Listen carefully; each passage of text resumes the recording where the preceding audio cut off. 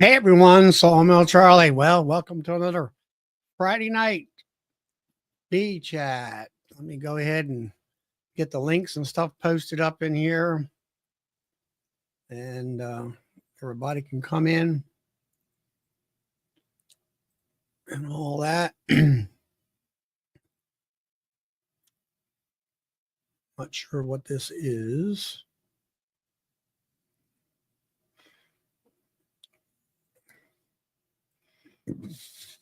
And there's the link.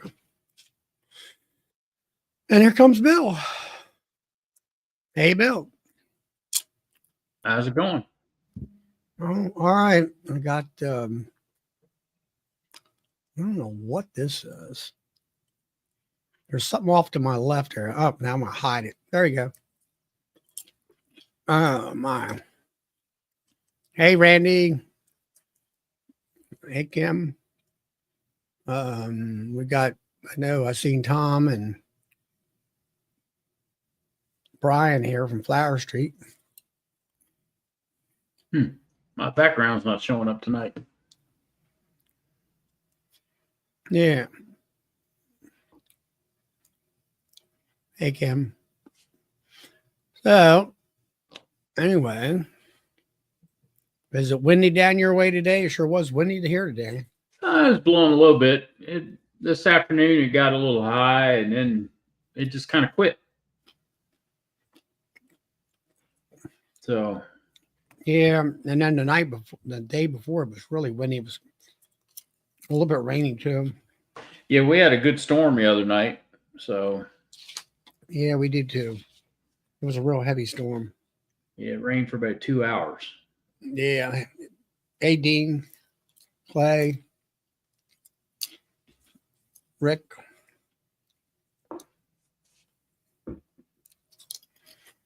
So anyway, other than that, bees haven't really been flying. There's Nancy. Yeah. And hey, Steve.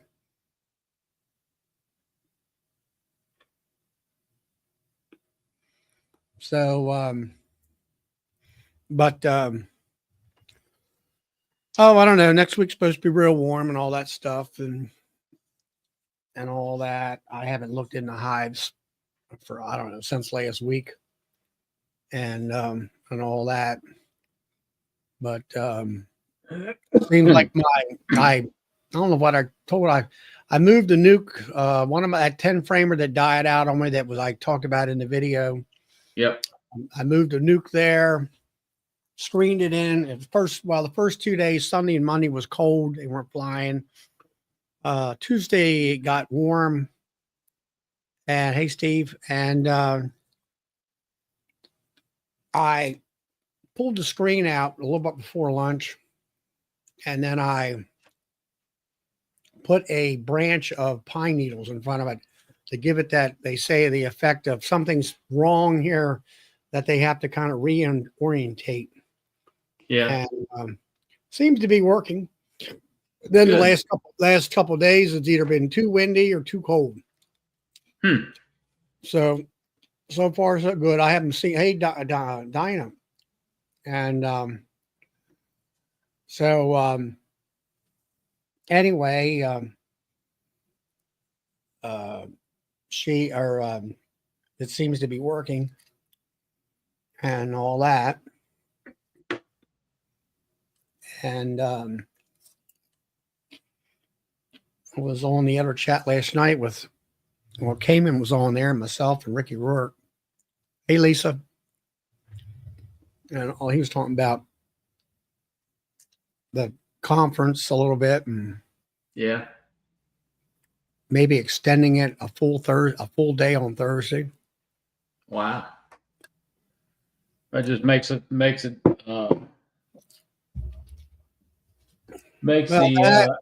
vendors have to get there a day earlier.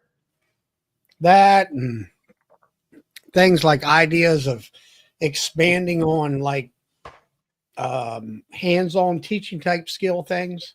Yep. Let's say like he had that microscope class, I think, this year. Hey, Ryan and DC. And expanding on things like that and all that. Ryan, are you in your swarm catching truck?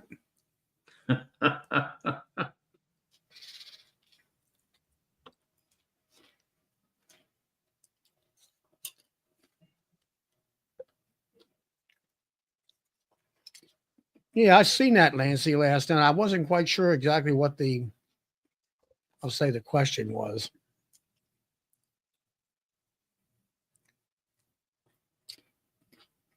And all. But yeah, some interesting things. Hey Joel. Hey, Jane. Joel. He was talking about using the what's it called, Viroxon. Yeah, the Viroxan. Yeah. Yeah, Viroxan. And all. Hey Michael. Let's see. Still at the North Carolina show. Hmm.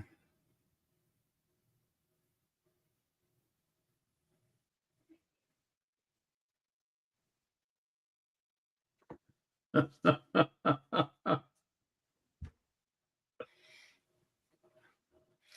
don't know whether that's a good thing or a bad thing. I don't know. Maybe it's both.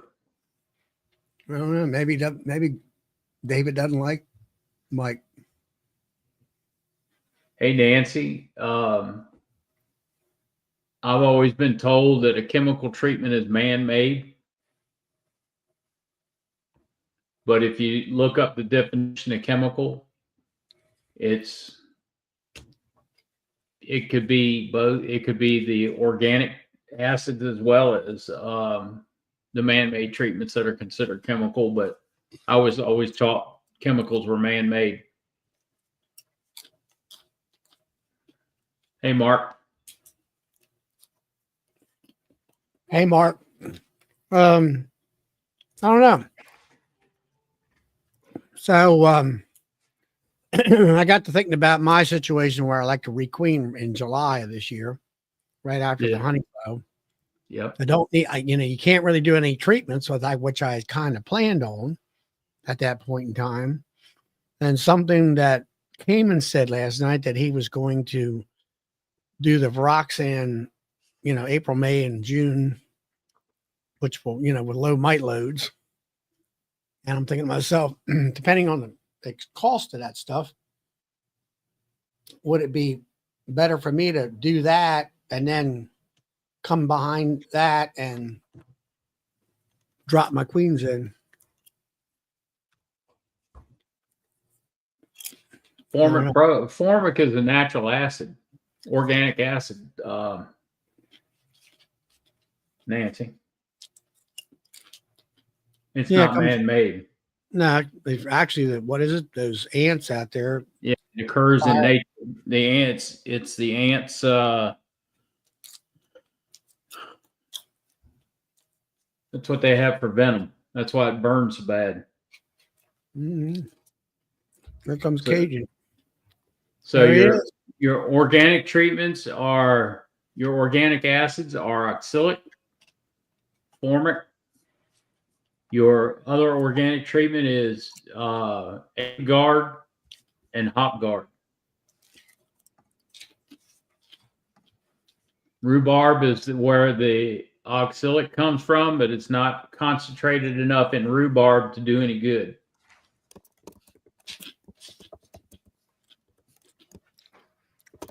I've seen somebody on Facebook, one of these Facebook pages I go to, some new guy, and he's looking at the Fat Bee Man 12, 15 years ago.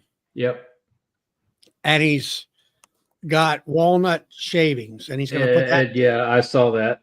And I'm like, guys, it's 15 years ago. I mean, when I started with him, he was the first person I heard about oxalic acid, that wasn't legal at the time. Yeah. And he had a wand being made so he could sell that. And before that, he had, what was it?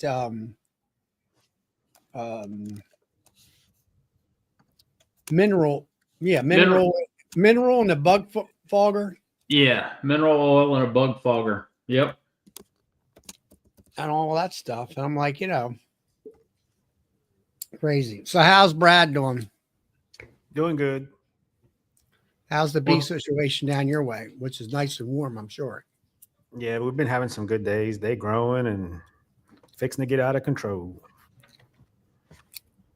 What's for dinner tonight? Oh, we had some chicken wings. Ah, Chicken wings, potato salad, and macaroni and cheese.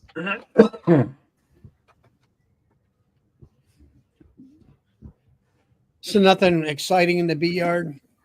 No, I had one dead out of a hive that actually today I checked my hives that I got at my mother-in-law's house, and I had one that was dead out. I don't know what happened to them. They were just gone. They had like a very few bees at the bottom. Combs were all cleaned out. They didn't starve because there wasn't no dead bees in the comb, and they didn't freeze because no dead bees in the comb. They were just gone. So I don't know what happened to them. But all the other hives are over there doing really good. They're all double deeps, and they got like anywhere from 6 to 8 frames of brood. And there's drones in the hives, but they're starting to put the drone comb everywhere. Have you run drone frames in your hives or anything like that? The only thing I have is them story frames, but I don't have them. I had made like 10 of them, so I don't have them in all the hives. But I do have some like some mediums in some of the hives that I put in a deep for like some food a couple years ago and stuff, and they made drone comb on the bottom, and I just leave them in there to lay that up for drones. Most of them are hives that I don't touch. Now my hives that I sell my nukes out of, they all got like new frames and stuff in them that they just a year old, stuff like that. Because I don't sell no, messed up frames like some mediums that are drawn out to anybody else. It's all newer frames and stuff. Hey, Lynn.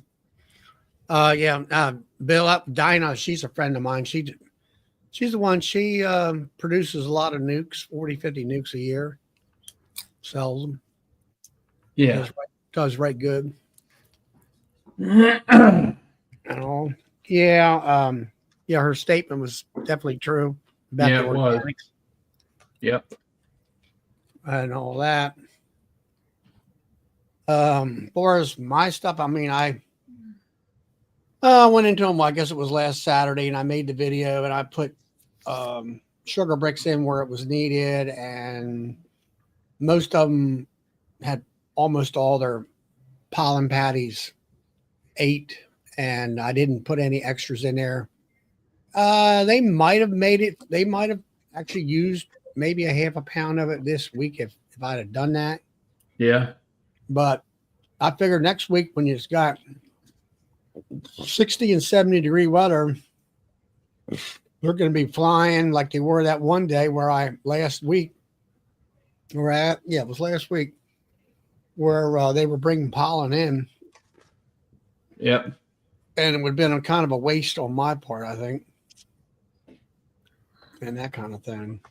I've been feeding a lot of 1-to-1 because a lot of them were very, very light. And then I'm growing all those nukes, them 6 framers and stuff.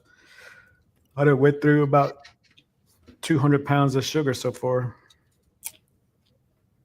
Something I've ever done is fed in the spring. And all.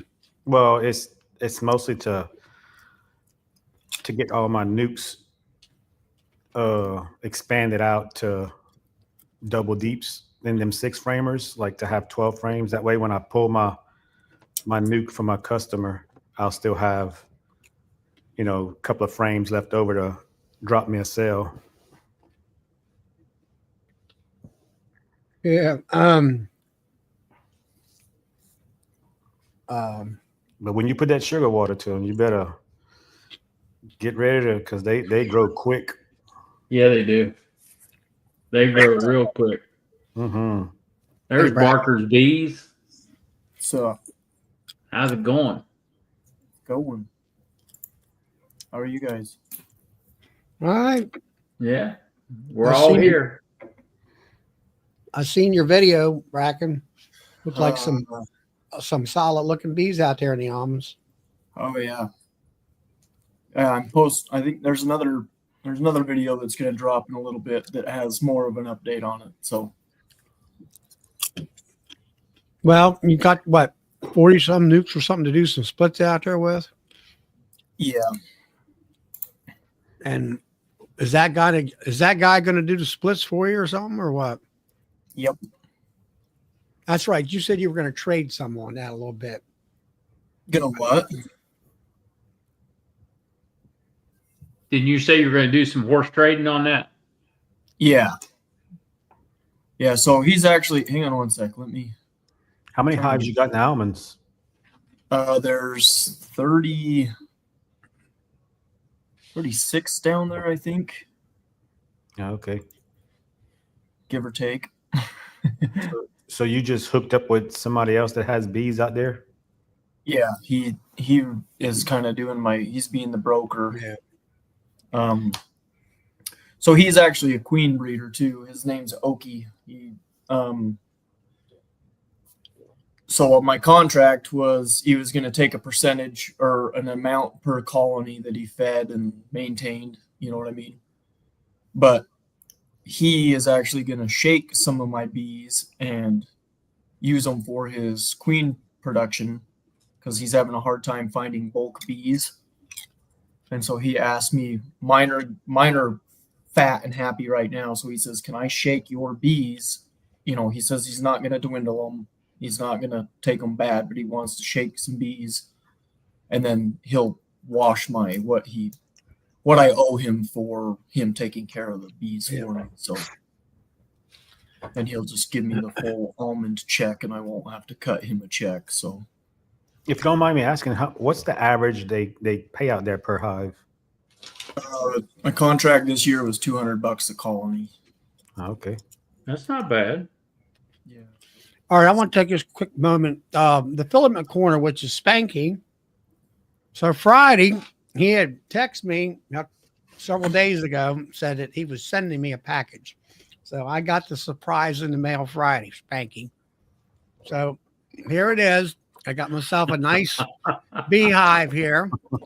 And this one's really nice because, of course, you know, he's got it customized for me because it's Sawmill Charlie's Bee Farm and all that. That's pretty cool.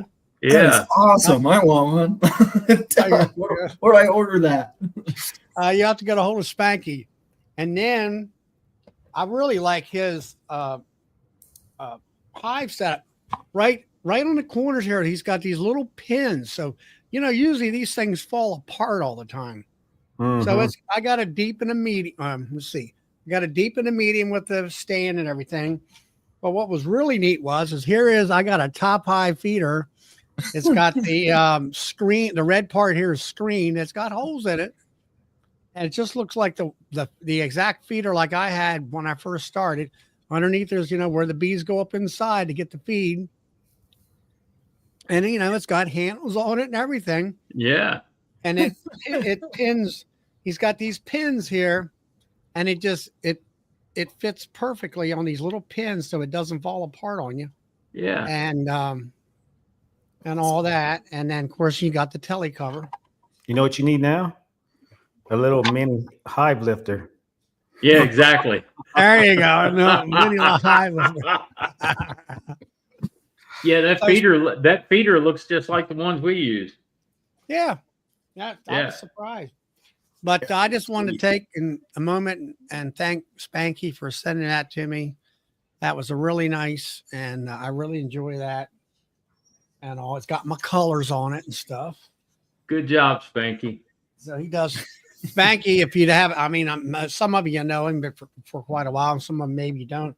He calls himself the filament corner because he does 3D printing. He he does a lot of high end. Like he's actually has a cathedral hive that he built, and it actually has bees in it and everything, and all that stuff. So I collect 1/64 scale model tractors and Mhm. semis and stuff. I've got thousands of dollars. no, you're gonna have to put some videos out on that. Yeah, 'Cause you are. That's gonna Okay. interest me. So I'm building the house right now. They're in storage at the moment, but yeah, when I get them out, I will show you. I mean, I've got totes of those things, and I love them. But I've thought about getting and trying to make some 1/64 scale beehives, Yeah. but I mean that they would be just They would be tiny, tiny, tiny. tiny. But I used to have it when I was single. I had my whole basement. I had a great big layout of like the train guys do.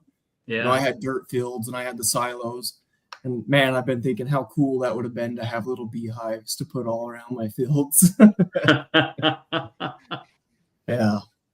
That's what that made me think of, Charlie. That little.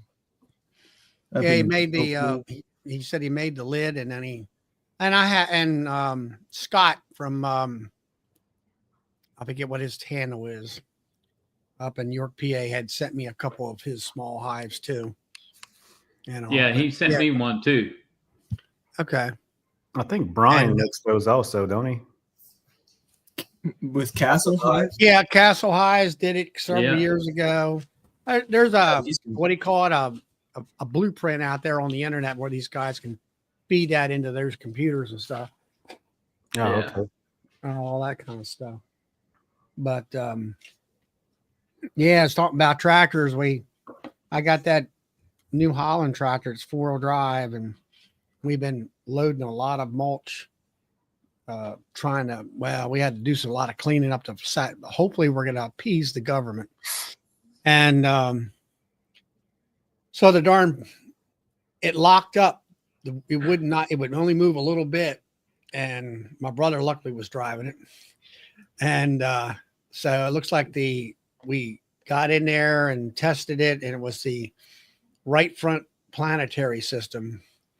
So what do you call it? The bearings let loose, and of course, them things went in there where them gears are, and the teeth got all chewed up and all that stuff. And then the ring gear around there that they call it, it's cracked in half, and then it's cracked the damn casting too. So now we got You said that's a new tractor? Well, it's about 8-10 years old now, but I mean, usually you don't see stuff like that happen, something like that. Well, I'll say this, Charlie. When you do it right. I don't know what happened to it. It's going to have to take a whole new unit put in there, I think. I looked at the gears. If it cracked the casting, yeah, they're gonna have to put a whole new front end under it. No, this is the part that knuckles around. Oh, okay. That part. That's a bolt-on part. Yeah. Yeah. So I don't know what happened to it. I could see some bearing. You know how you got the little roller bearings in the bearings? I could see that in there. Now, whether that's the main bearing that went out and the axle part or what, I don't know. Yeah, there's a planetary gear in there, and then there's a sun gear that goes around that locks a 4-wheel drive in. And those things go out, it's done. That ain't nothing a few jars of honey can't solve. Yeah, Oh, right. yeah, right. Selling of quite a few jars of honey can sell. Yeah, it. that's what I mean. Oh, okay. Maybe you ought to put honey in there for lubrication next time. I don't know. It busted the seal out of it. You can see where the oil went down though. Oh, yeah. I told my son said it, he thought it was leaking or whatever. And I'm like, no, I didn't see any of that. Where it's black, where it really rolled down it. I said, I didn't see any of that kind of stuff. Wow. And it's not like we were up and down the roadway or anything like that. We were just over here lifting it, dumping into the truck all Well, day see, long. sometimes if you're lifting too much, that'll do it too. Too much weight on the front end. Yeah. Yeah. Well, That might have been the extra because my brother had to put this big old bucket on that I don't like. And he was moving a big pile. That pile you see behind me over there, behind that camper, now it's over here more towards this other red thing over there. Yeah. Maybe that's what busted the damn thing. I don't know. It's hard to tell. Yeah. It's done. That's all I know. Hey, Robert. So you can get New Holland to fix it, or y'all gonna fix it? Oh, it's in our shop, torn down. Yeah. So anyway, that's what happened with us at the mill today. It's been cold. I've been achy all today. I don't know. Lifted some. We had a fair amount of people coming in. The way the economy has been here, it's been pretty flat. So Yeah. other than that, it's about it. So I unloaded a bunch of Nuke boxes this morning. So what to sell type the Nuke boxes? yeah, and got a new shipment of Format Pro in today. So I got fresh in. Came in. Hey Rick, good to see you. Where do you buy your Nuke boxes from, Bill? Pennsylvania. It's Up there at my woodenware supplier. I get them from the Amish. So Is that what you sell them in, as a wood box? when I sell Nukes, yeah, I sell them in a wood box. So are those Nuke boxes for you, or for? I thought. No, Charlie they're just said- to sell Oh, for the store. oh. So Have you tried any of those? Have any of you guys tried those? What are they? Jay-Z, the ones that you fold and. Jester. yeah, Jester Nukes, Jester. they leak bees if you don't Do they? if you don't get them folded good and tight. If they're folded just a little bit loose, they leak bees through the seams. Also, they hold water. Yeah, they do. Whenever you go to dump your bees into your hive, you dump a bunch of water in there because the water stays in between the layers. Yeah. Are they similar to those wax dipped cardboard ones? No, well, the Jay-Z Beezy ones are the Coroplast. Yeah, it looks just like a politician sign. Yeah, they're Coroplast. Because But- I use the wax dipped ones, the cardboard ones, and I really like them. But I was curious about those other ones. I used those one year, and I had a guy said, "Oh, I'll be there tomorrow to pick my bees up." So I left them outside in that thing. It rained that night. I went out there the next morning. It was just starting to fall apart. I get most people are going to Pro Nuke type thing. Yeah. Yeah, I like those too. I have a fair amount of those that I use. The biggest thing I can say, and everybody's talked about, you don't put them out in the sun yet because they're going to get hot. Yeah, they Yeah. are. They're going to get. They're going to I put sweat. them in the too. shade. Yeah, I try to put them in a shaded tree line if I use those ones. Yeah. I keep them out in the sun, but when I'm doing queen mating, but I put a cheap piece of plywood on top. Yeah. So just to Nancy, shade. did you go up? You say Forest Hill. Did you go up there to Ike's and get some supplies or whatever up there?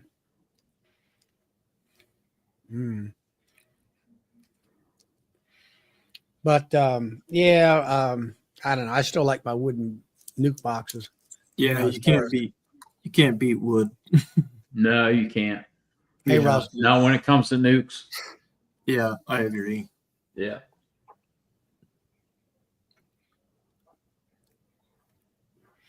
But I need to figure out a better way to make some.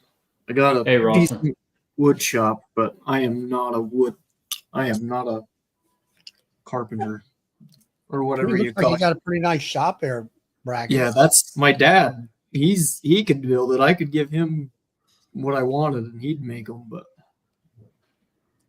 my work's not anywhere near as good as his.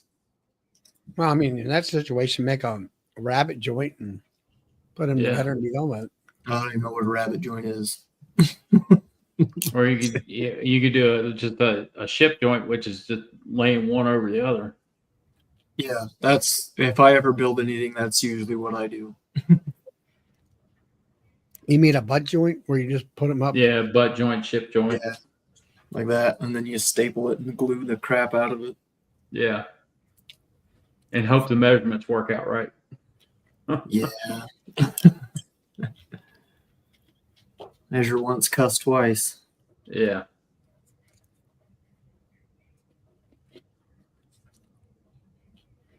Yeah. We got like an So- inch and a half of rain the last 2 days.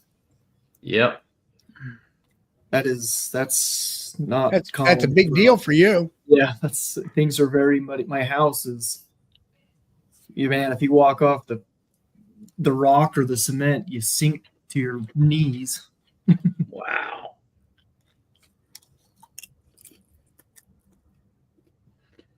Did you report all that water to the state that you got? Nope. Like I want to keep track of that. They want to charge you for it. Water, get a water bill. You're not wrong.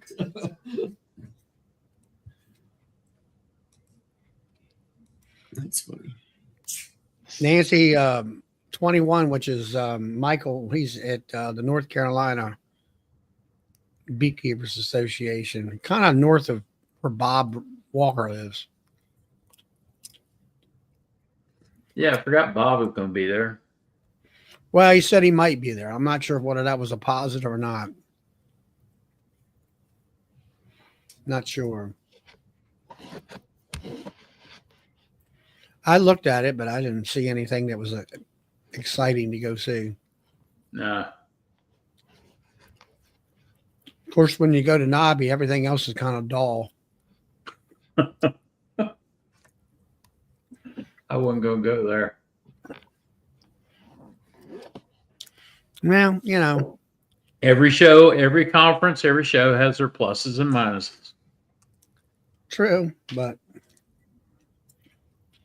never just like that. When I came down your place, we had my state conference.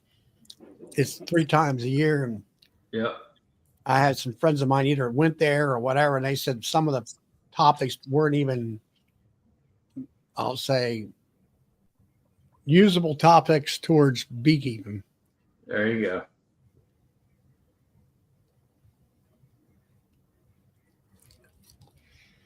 You didn't want to learn how to start a beehive again? That's it. And that's like Nancy knows this. I was at a chat prior to this, and it was so lame. I was like, I got to get out of here. It's like being back in elementary school. Uh, Yeah. Hey, Brian Castle.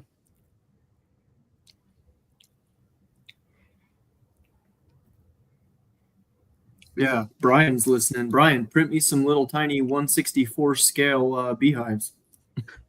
Put them on my miniature farm. Brian's saying, the hell with the damn bees. I'm going to the islands. yeah. Yeah. What's the islands? He's going You somewhere save- nice on You vacation. saved so much money for this spring, only having 3 hives. Now you can go to the islands. Lost all his hives. Now he can afford to go somewhere. Yeah, now I can afford to take a vacation. Not if you go rebuy them. Oh, these are gone. Might as well go to the Bahamas. Yep. Go have some fun. Oh, he was right. That's where he's going. He's going to The Bahamas.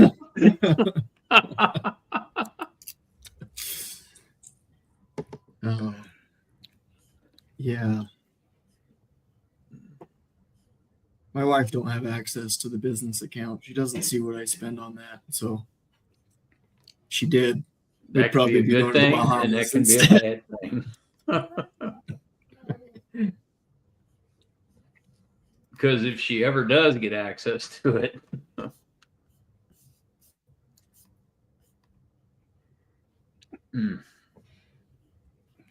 So,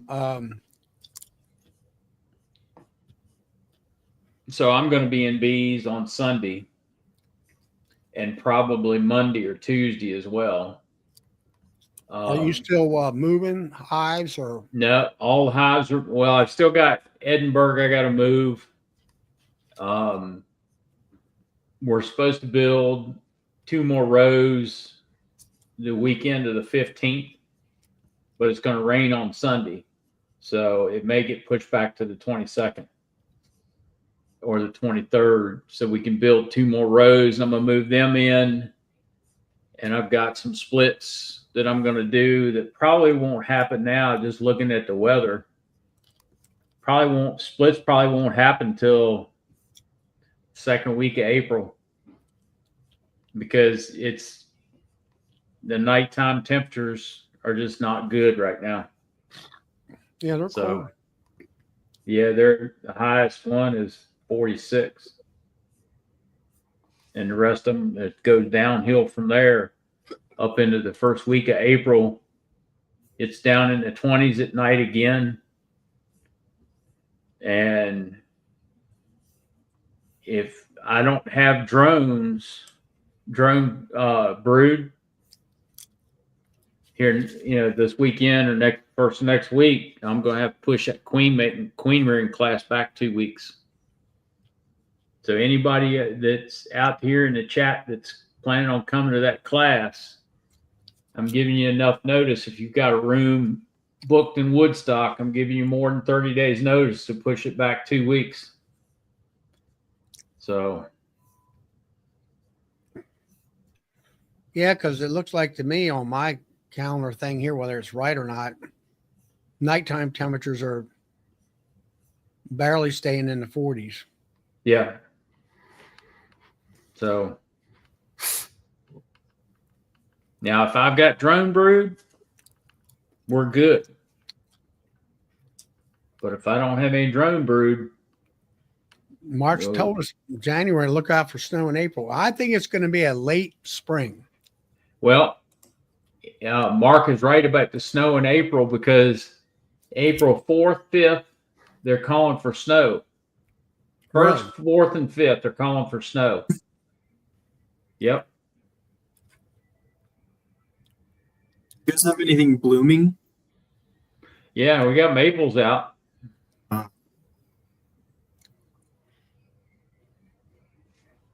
So. Hey, Pete. Mike, I'll catch you later. He's going to pop out. And all that. Yeah, it's snowing in Indiana. And Rob said up in Ohio it was snowing too. Yeah.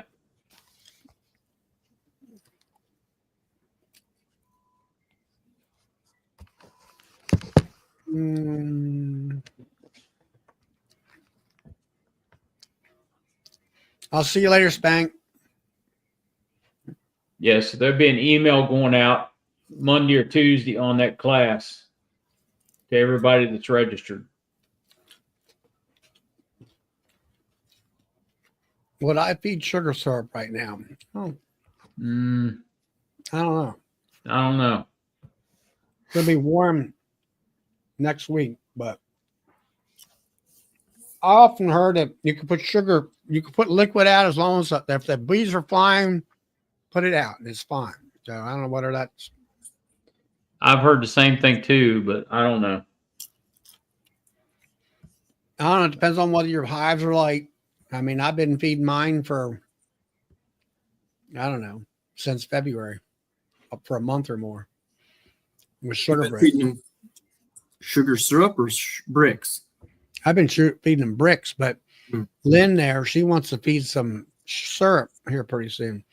Now, next week's supposed to be the 50s, 60s, and 70s, which you feed them some light 1-to-1, maybe like, or what is it?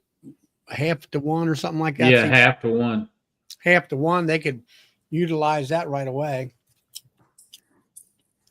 Do they still brood up a lot when you just put sugar bricks on them? I guess. I don't know. I went into one of the deeps out there and they had several frames of brood. But I mean, you know, when it's 32 out, I mean, that's about all you can give them. Either that or fondant. And I don't like fondant. I'm not, I mean, if I would buy fondant in a package like Hive Alive at a reasonable rate, then I might do that. Nobody wants to sell it at a reasonable rate. I know. Depends on where you buy it. Well, the Hive Alive, they eat it so quick that you gotta, by the time the winter's over, you gotta put 2 or 3 packs on them, Yeah. and it gets expensive. Yeah. Well, some people, you know, I don't quite understand this. They'll say, well, I've been feeding since, I don't know, August or September all the way through. And for me, when I feed, I hit them, I start, I don't know, let's say the middle of September after Labor Day, a couple of weeks after Labor Day. And I hit them hard to the point where I'm feeding about 200 gallons of sugar water, 2 to 1. And then they fill up to the point where they just won't take anymore. And then to me, fondant is more of that spring emergency feed, where I feel like a lot of folks you hear with this Hive Alive stuff that they're feeding all the way through the winter with that stuff. And I'm like, how can you afford that? Really? You know, if it's $5 or $6 a pound or whatever it is, or £2 or something like that, and you're dropping one of them on once a week, every 2 weeks at the most, you know, you take, let's say $6 times 30, you know, that's a lot of bucks to get it through. Yeah. That's why I buy a 50-pound block of fondant. Well, I've done that, and I hate doing that, cutting that crap. And It's hard to cut, but it's cost effective. I buy a 50-pound block, sprinkle a little apis on it, and they're fine.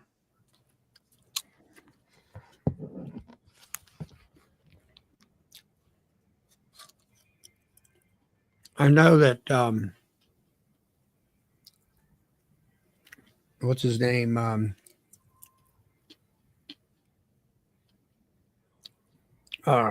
Shoot, Tom, I think his name is Sandy Mountain. Yeah, Matt out there in Illinois. He makes some mean fondant. I don't know. It seemed like the bees really like it. Yeah.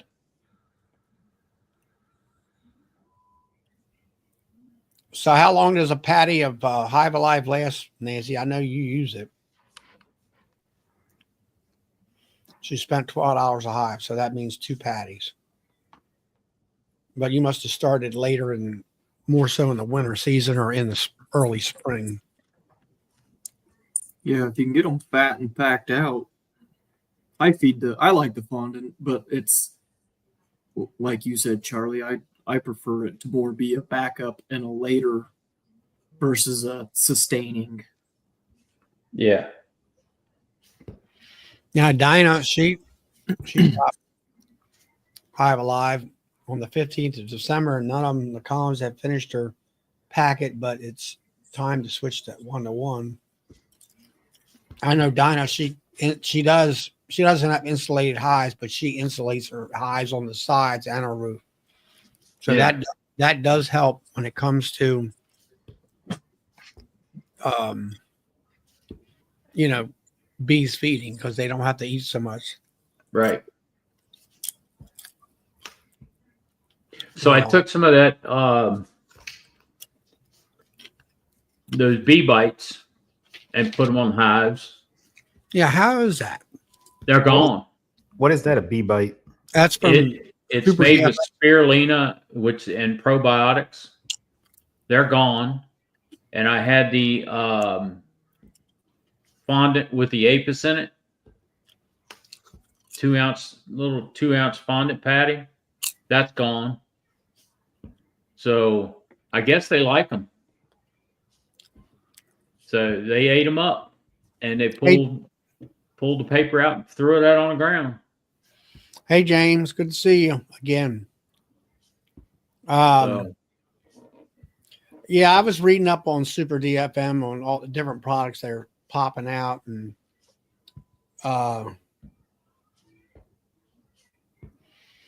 they got the bee bites thing, and then they also have, isn't that kind of like a pollen patty type thing? Yeah, it's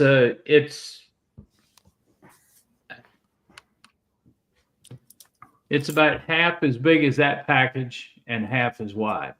So it's the length of it and about that wide, about half as wide is what it is. What are you using it for? Just like as a feed? As a supplement, as a feed. It's got probiotics in it. It's got spirulina in it. It's got some other minerals and stuff that they mix in it. Who makes that? And Super DFM. strong microbials. Oh, okay. Microbials. Nancy calls it a nutrition bar. Yeah, I mean, the guy, my rep, he sits there and you can be on Zoom with him, and he's eating it while he's talking to you. They also make a some type of fondant patty, winter patty. Yep. It's got Yeah, apis I in was it. what I was going to get at, that they make a fondant patty with rocket fuel in it. Yep, they do. It's a 2 ounce. It's 2 ounces. Which So- is 1 pound, right? Huh? 1 pound in it. No, it's 2 ounces. 2 ounces. Each one of those patties is 2 ounces. It's awful It's small. very small. Hey, Jeff. But it packs a punch. That's the thing about it. It packs a punch with that apis in it.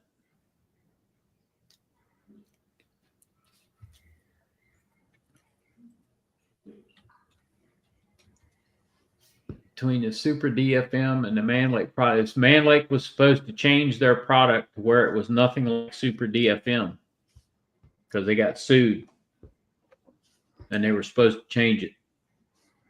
What's the deal? What they were putting in it? Man Lake was selling strong microbials, Mm-hmm. and they tried to copy it, and Strong sued them. I thought for they tried to do copyright that with, infringement. I thought they tried to do that with Apis Biologic. They did. Same people. So they got sued. They're supposed to change everything and not supposed to be anywhere near what that product is. So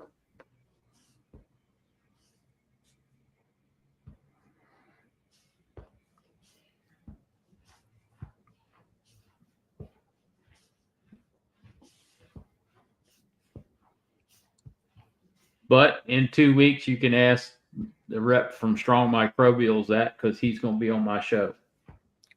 Oh, okay. They make a just like a regular pollen patty? No, No.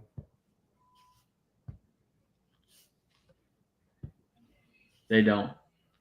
It's a fondant patty. It's not a pollen patty. Yeah, I seen their winter patties, but I didn't know they made a pollen patty.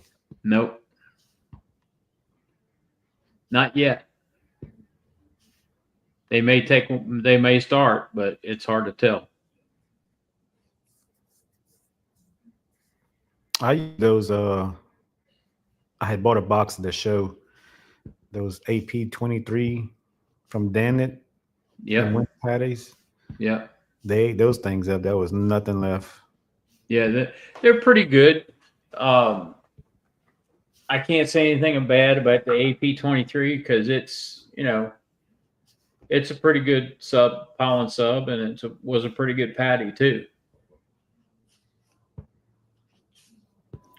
I had put it on all my little nukes in the wintertime when we got that cold weather, and they ate it up. Yeah.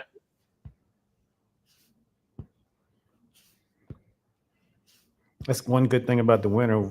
We don't have to worry about the hive beetles. We can put patties and stuff on them, but pretty much after like April, you can't put no more pollen patties on small nukes and stuff. Yeah.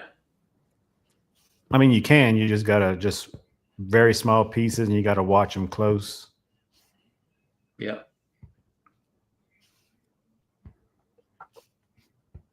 Gotta watch them like a hawk, huh? Mm-hmm. And that's what I was saying in one of the videos I made. A lot of people down here, they slit their paper and then they lay it on top of their frames. Well, that dang hive beetle, wherever you slit that paper at and the bee can't get to, that's where he's going to lay his eggs. Yep. Because every time I pull one up and I slit that paper, there's always larvae right on top of that frame where the bees can't get to them and, get rid of them or whatnot, or run them out of there before they actually start laying eggs. Yeah. So I just leave the paper on, don't put no slits. And then I got that rim in the top of my covers where they can get on top of the patty and all. And I don't have a lot of problems with them at all. On a healthy hive, they don't. But anywhere where it's hidden from the bees, I'll have larvae. Do all you guys have hive beetle? Charlie, do you get them? And Bill? I might see 5 or 6 down. He'll see 5 or 6,000 of them. Yeah. I see maybe 2, 3, 4, but That's pretty much it. You it's might have all one on hive location. And then of course where Brad's at, the type of soil that he's got down there, that makes a big difference for him. Now, last year we looked up that there was something that happened to them to where I was just seeing a few in each hive. And this year, usually when I open up the hives in the wintertime, they'll be up there with the bees. It's funny how the bees don't mess with them in the wintertime. They'll leave them. They'll be usually on the weakest frame on the outside. They'll be with the bees inside the frames. And I go in there with that. I made me one of them little vacs like the bug former has. Yeah. And I suck them all out in the wintertime. And I don't have that much of a problem early in the year because they're not having a chance to reproduce and get into the ground.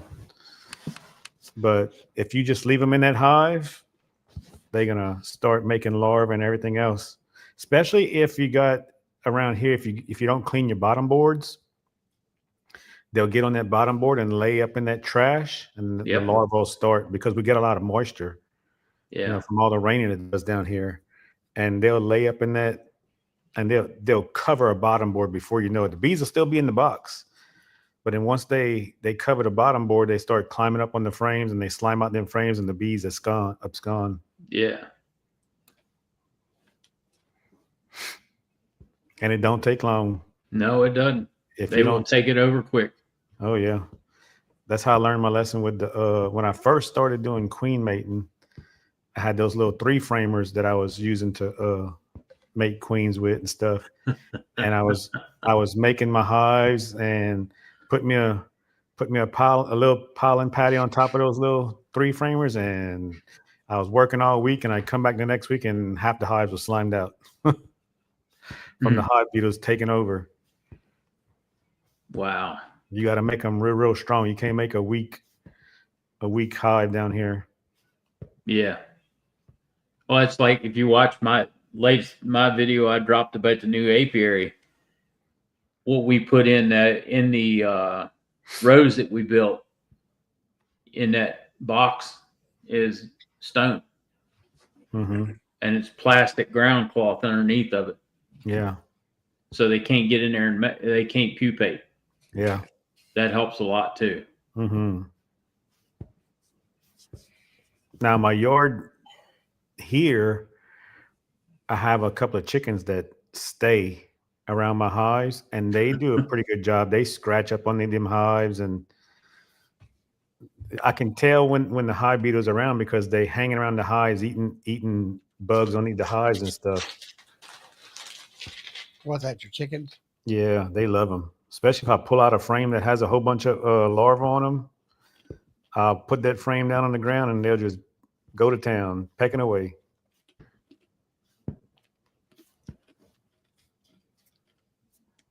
They love drones too. that drone brood that you freeze.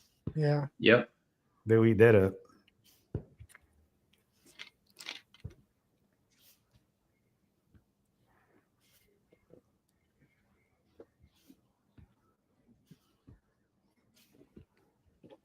All right. I was looking at microbials. You got the spirulina bars, and then you got those.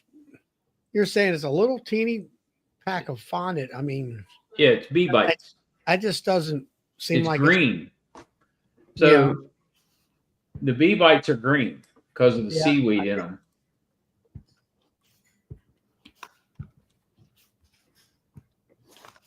The other ones are, hold on, I'll tell you what they're called.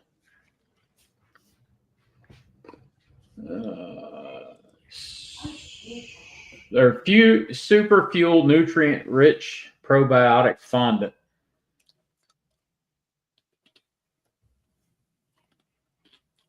but it just doesn't seem like it's big enough for them. You can get a 2-ounce super fuel bar. You can get a 10-pound brick, a 40-pound brick, a half a pallet, or a full pallet of bricks. I'm looking at convenience where I'm like a pollen patty. You pull out a pound of it, you put it on there, and you're done. I don't want to sit there and saw and prep. Yeah, I know. You know that. Forget that. Yeah, that suggestion's already been made. To do a patty instead of a brick. Yeah, do a pound patty, Yeah. and it's like the pollen patties that I have. That looks like to me like a sort of like a pollen patty to me. Yeah. Is that what it is? What's it at? What is it for? What are you trying to accomplish with that? That's a bee bite.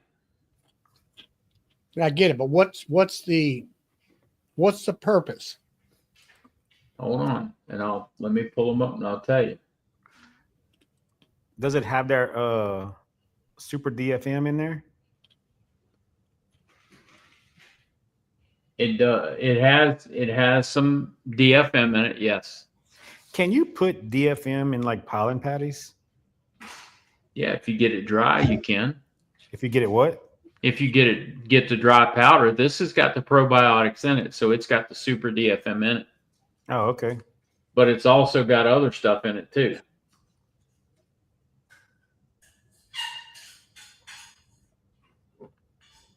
Russell wants to know how much sugar's in the bites. In the bee bites, it's inverted sugar,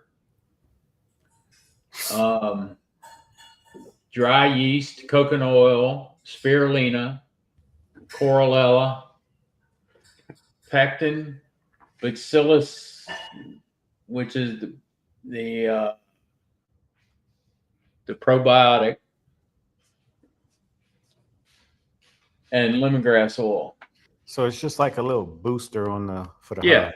it gives them a little boost of probiotics. Yeah, just a different way to give them probiotics is what that is. Oh, okay. How much is it for a pack of like the 10 bars there? All right, hang on a second. I'll tell you. Amazon, it's $84.99. For how many? Oh wait, hold on. That might be the wrong. I'm on Amazon right now. Just a sec.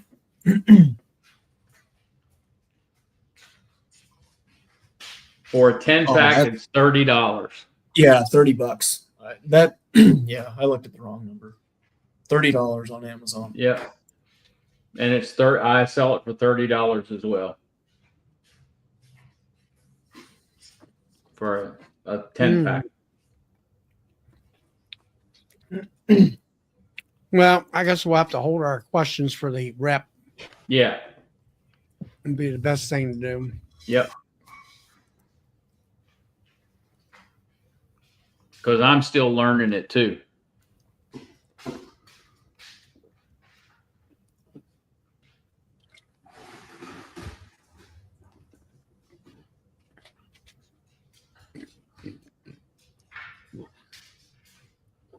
So Bracken, you got any more bees left at the house that are still alive?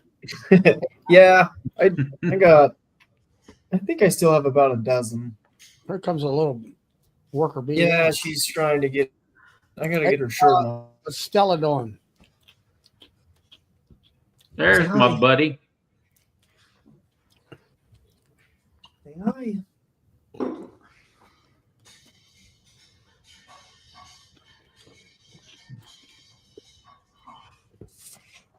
I thought this guy's on going on vacation. Thought you were going on vacation. Yeah. Got tired. I wanted to show you guys something. You guys are talking about this stuff. Yeah. That's it. I got a whole brick of it. I don't Yeah. have any bees to use it on though. You said you got a brick. It's a solid box of Yeah, it. it's a solid brick. Yeah, you can buy it in this 10-pound like box. Yep. It's good for when I got it, I asked him, I said, well, I don't need that much. It says it's shelf stable for 5 years. Yep. What does it suggest? How much to put on each hive? Like I was using it comes in like a little it looks like a little energy bar. Yeah. It's about a 2-ounce bar.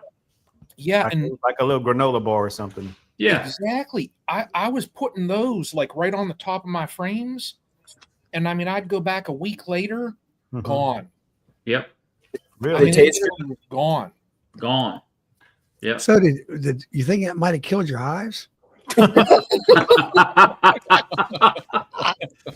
So Brian, who did you talk to at Strong? John. John Turpin? Yeah. Yeah. He's my rep. Yep. Yeah. Yeah.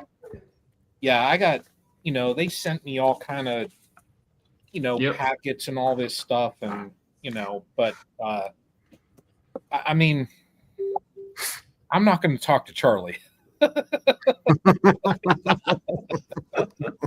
Just kidding. Oh, I know. I could take it though. You But can see, stop they making also- it. I do. also- I do. I watched your video tonight, and that thing you got, it's got that insulation foam around there. Is that something? I know you built it. But what is that? A feeder shim or what is that thing? No, it's. I bought those Be Smart insulated inner covers, Yeah. and I just put a shim on it with great stuff foam just to give like extra R value. That's all I did. Okay. And I tell you, those insulated inners,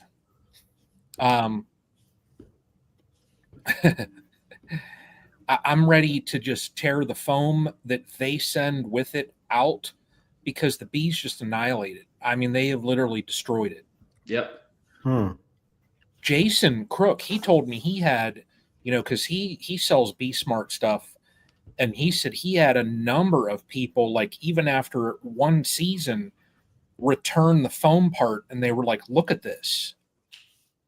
So, and I don't even want to mention anything to said individual that sends it, because then I'll get into the this and that back and forth. But my plan, what I'm probably going to do is, if I don't tear the foam out and put something else in it, I'm going to get a piece of Luan or just cut a thin piece of wood just to cover the foam so they can't even get to it, and just seal that in there. That way I just have a platform to set my fondant on.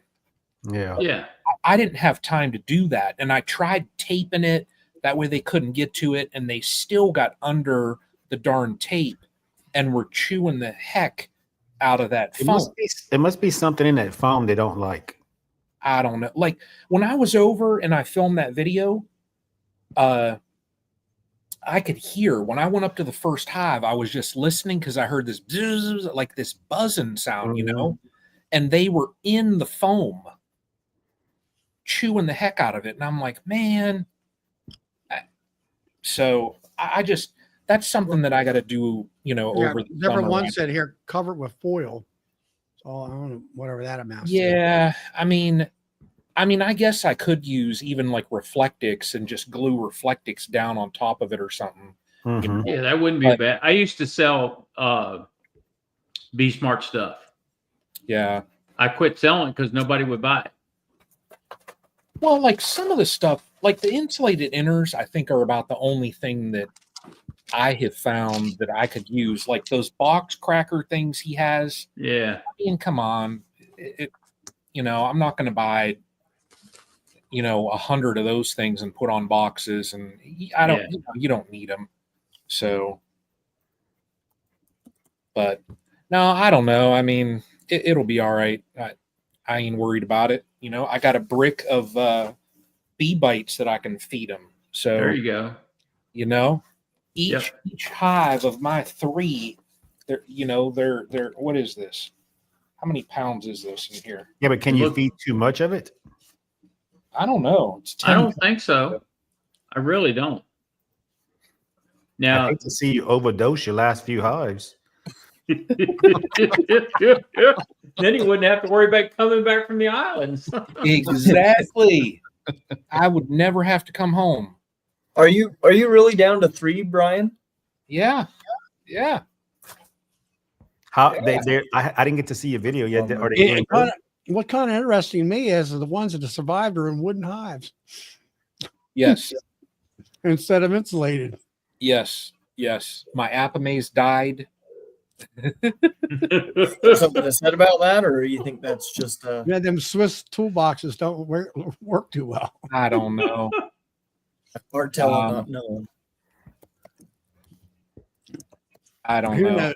My after watching Beyond, to be serious, Brian, I'm wondering, like, I follow you, and I'm like, what, I'm looking at what are you doing throughout the year, whether it be mite treatments, Yeah. I'm trying to sort out your different parts of your beekeeping, your feeding processes, your mite treatment processes, what you're doing, when you're doing it.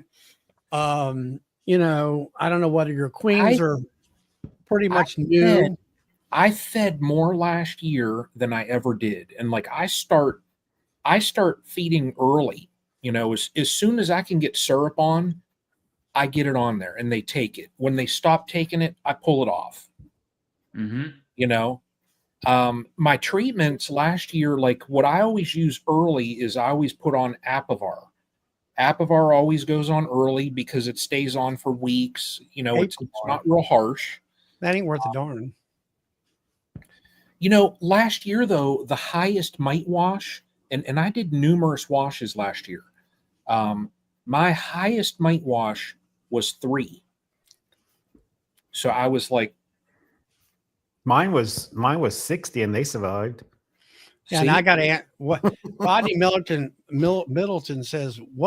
That's what I'm screaming, Charlie. And I'm like, okay, you're gonna have to explain that one. Yeah, really. And like for feeding in the fall, because we had that drought, I fed my colonies. They took probably 3 times the amount of syrup that they ever did in the past. So they were fed. I had the mites under control. Every queen throughout that yard last year was all from 2024. I have no queens that were more than a year old. And I mean, the queens crazy. in there now, they're not even a year old. They're probably 9 months old right now. I wanted to look into all these big commercial guys that are losing all these bees. I wonder if anything has to do with this vaccination of these queens. Yeah, I don't know. Everybody's been doing. I mean, you putting a virus into a bee to vaccinate it. Suppose they don't handle it the same way as, Yeah, I don't know. Russell asked on there, did I feed so much the queen didn't have a place to lay? And no, I mean, that statement really doesn't hold water, because if you go to Ian Stepler and Brad and all them, they will put them in a single brood chamber box, put them in the barn, and there will be 10 frames of honey in there. There is no place for that queen to lay. Yeah. And then as time progresses, as they do eat, then she starts laying. That's how it works. Yep. Yeah, they were.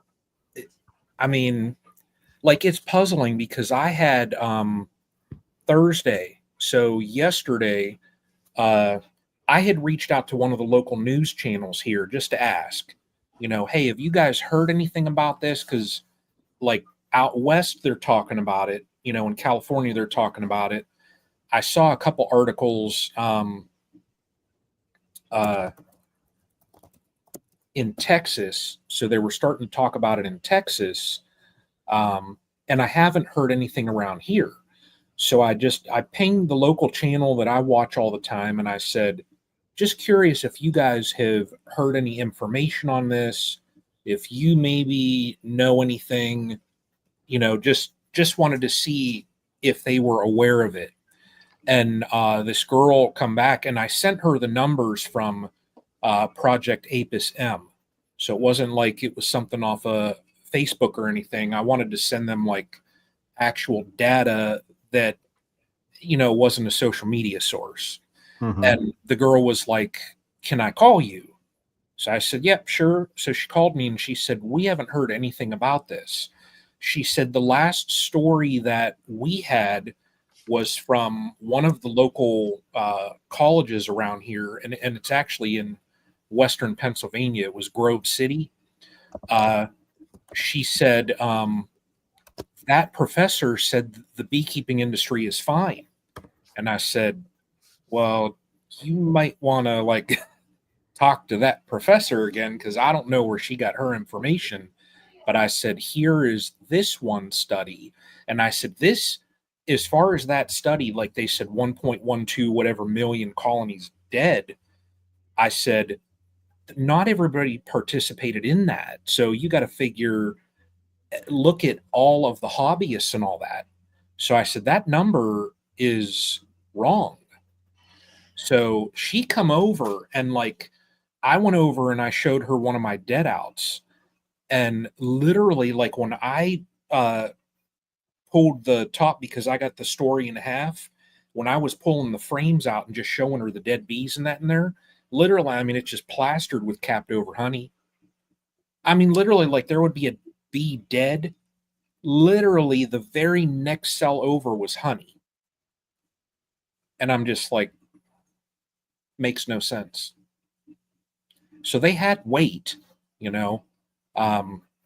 don't know, whatever it is, I don't know. But Maybe there's another virus out there, like Brian said, that we don't know nothing about yet.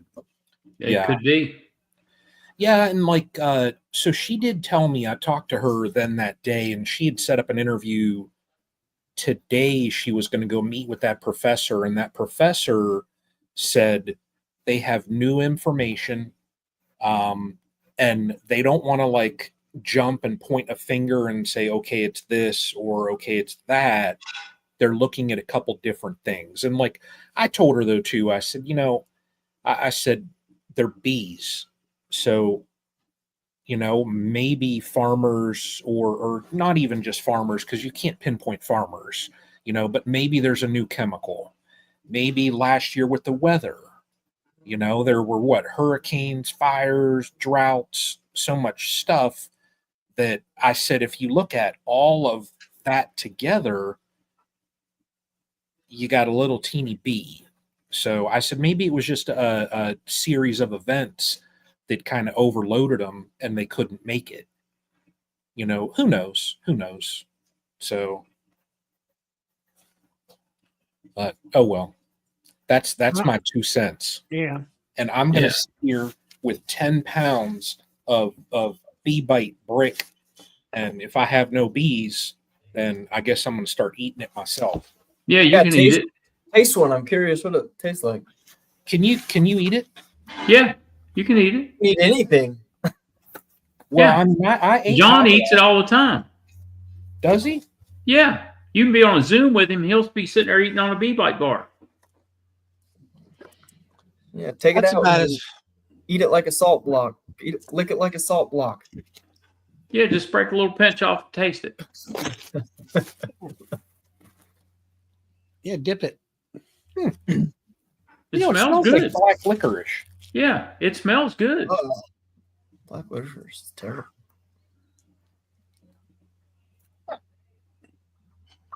Do it. Do it. That's not bad, actually. Yeah.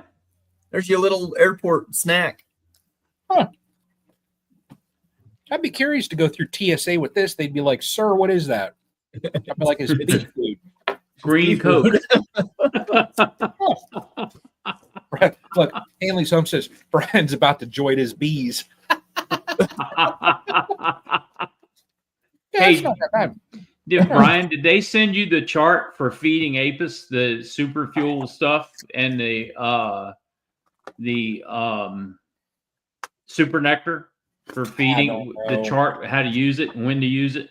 They sent me so much stuff here. Oh wait, I got some rocket fuel thing here. Yeah, that's it. Yeah, they sent me all kind of stuff. Probably this one here, maybe, huh? No, I No, don't know. it's a color chart. It's got a yellow line on it, and the chart is red or something like that. Oh, Hey, this Jared. thing? That's it. That's it. Yeah. You know, and like so last year, that's the first year that like I thought I stayed on par with all of my feeding. It's the first year that like their DFM that I started using like strong microbials. And literally it was every month I'd go over there and do the little scoop like you're supposed to. And like I was diligent that all of this stuff I was doing. And then they all die. Oh well. The agriculture. It's just the way. Now you things happen. got me thinking about that. My statement is true. I mean, it is possible, I guess, to overload them with stuff, but So what's your plan on getting your bees built back up?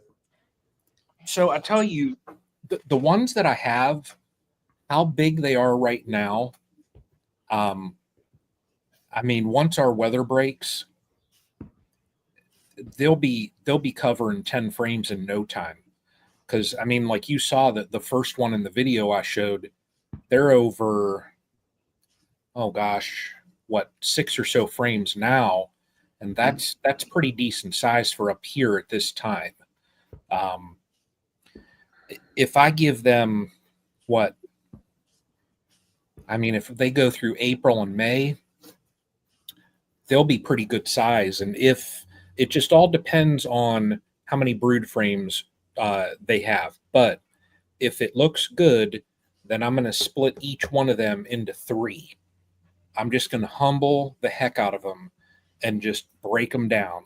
So you're not gonna save none of them to make honey for you? I already canceled some of my markets just because I'm looking at it in that I could try and get honey, but then my numbers are going to stay low. So I'm looking at it in that if I build up my numbers, look at Mike on there, Brian, 30. It's not going to be 30 this year. I look at it in that if I can split those 3 into 9, and then I've got 6 packages coming, so that'll take it up to 15 quick. And then what I want to do is, if the colonies are looking good and I can do it, I'll see. I might not be able to do it this year because it might just be a lot. But if I can build them up and at least set one up that I can use a cloak board just to get some cells, then I'm going to split the packages and drop cells. So I'll split those 6 packages, to 12. Mm-hmm. So if I can do that, then I'll be at 21. And then I've got a couple other guys that are going to get me like 3 and 4 colonies. So I should be up to around 25. And that's kind of where I want to get at. If I can get to 21 to 25 in there, I need to get, my thought process is, okay, if I'm going to lose half of my bees, why don't I just go up into the 20s? Because then if I lose half, well, then I still have 10, 11, 12 colonies. And it's easier to rebound, and you kind of have a little bit more wiggle room when you have double-digit colonies. You know, like me, you know, when you have 8 and then you lose 5 of them, you can't really do much with 3. You're kind of put behind an 8 ball. So yeah, I've already just said, you know, my honey for this year is probably going to take a hit. Anybody heard the distress powder sugar? No, No, I've never heard of it. That might have been something Ryan over there on the other side of the mountain from you, Bill, talked about, where they ground it down even finer, more like a powder. Yeah. I like Doug up here in Saskatchewan. Let me see if I can get it here. There it is. He's added here. healthy bees and healthy hives produce honey. Are you seeing notable honey production increase? No, like before last year, 2 years ago, I had what? And like I only had, you know, I didn't have no crazy amount of colonies, but 2 years ago I had what, 500 pounds.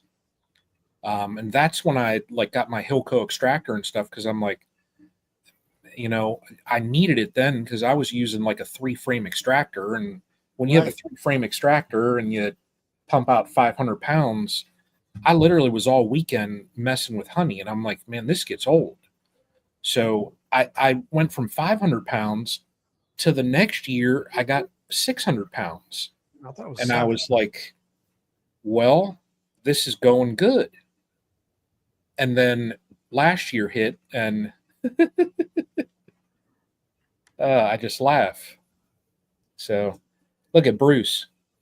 Bruce is on here. Bruce needs to, you know. Yeah, Bruce needs to come in and pop in too. He can, you know, I'll Yeah. allow you guys from Wednesday night to come in if you like. See. He's probably, it's Friday though, so there's probably some type of sporting event that Bruce is at. So, you know, when you fly around the country, they fly you around the country to run flags on the college football fields and all this stuff. Is that what he does? He did this year, yeah. He flew He's out out to. there with Bracken, hanging out with him. That's when he went and visited Bracken. Yeah, when he went out to BYU, and there was like I forget what the exact event was, but they were bringing back like all these different football players, and they brought, you know, they invited him, and then they passed along the invite also. They were like, hey, if you want to run the flag out onto the field, you know, you could do that. And so, yeah, I mean, it was cool. See, and Bruce is, like Hanley says right there, Bruce is a celebrity. Yeah, So- he's a celebrity. I could say one day, I'm like, I used to do these live streams with him, but now I got to go through like his publicist and all this. Yeah, got- talk to his secretary and Exactly. Get He on got, the like, schedule. booking- I was wondering about you guys like that, you know, that you were not allowed to do things like that. You had to be cleared. Yeah, Bruce has like a booking agent. Is that right? Oh man. So you could tell I'm really bored here because, you know, you got the 3D printer. So they got this thing. I know you guys probably saw it at Nabby. Did you see, you know, the easy peasy guy? Did you Yeah. see this little thing sitting on his setup? Yeah. No. Yeah. So I made one of them so it holds our little dials. Yep. You know, I prop it in there. So I thought, you know, to heck with that. So I went and look at it. Yes, I am a 52-year-old child. So I went and made this Goomba today. I'm making him so he'll hold the dual dial. See? Oh yeah, I'm printing his hands right now, and they're going to be all like articulating fingers. That way he'll be able to like hold, you know, the dual So is dial. that G.I. Joe the beekeeper? Exactly. I had my dials. I mean, I had G.I. Joe. Yes. Yeah. With foot- Hey, with so foot locker. I had a ski outfit and everything. Jason's not on here, is he? Jason? I haven't Cool. seen him. Let me type in there at Bohemia's to see if he's in here. At Bo, no, he's not in here. We got something new coming out very soon. Very soon. So we're changing up a couple things. I think more people are gonna like it. So that's why I'm doing this, because we're gonna do like a big reveal, and then this will be like at Nabby. I'm gonna have it out there and he'll be holding it. So yeah, Are you gonna get a tiny little Kingman Reynolds sticker and stick on his face? I could. I mean, I could do that. So Yeah, Dr. action figures, Not exactly. dolls. Paul Hale there. Paul Hale's got a Barbie beekeeping outfit or See, thing for yeah. himself. This is the Queen Right dial action hero. Is what that is. Yes. So Brian, Yeah, How's get it it right. how are the quail doing? I tell you what, they're awesome. I actually just started today. I got jumbo Wisconsin bob whites, so they get like the Coturnics that I have. They get like 4 to 6 ounces as far as meat when you butcher them out. The jumbos get 14 to 16 ounces, so they'll get close to a pound. I got 50 of those eggs in the incubator right now. I just started. Sounds like It's a Cornish, it's sounds like eggs a that you Cornish ordered? hen. And yeah, I mean that's about what they'll be, because you figure 14 ounces. I mean that's a good little meal, you know. You ordered eggs to I did, the- yeah, online? yeah, yeah. Any of So them come Russell's broken? asking who's going to take care of them when we're on vacation. The quail, like the setup that I have, their food and water lasts about they last about 2 days. So my mom's gonna pop out. Like I'll fill them late tomorrow night before we leave, and they'll be good, you know. So, Highland honey, my quail average 12 ounces. How much when they're butchered? And are those jumbos? Do you have jumbos? Because mine are just regular like Coturnics, and they're small. Like when I hold them in my hand, they're small birds.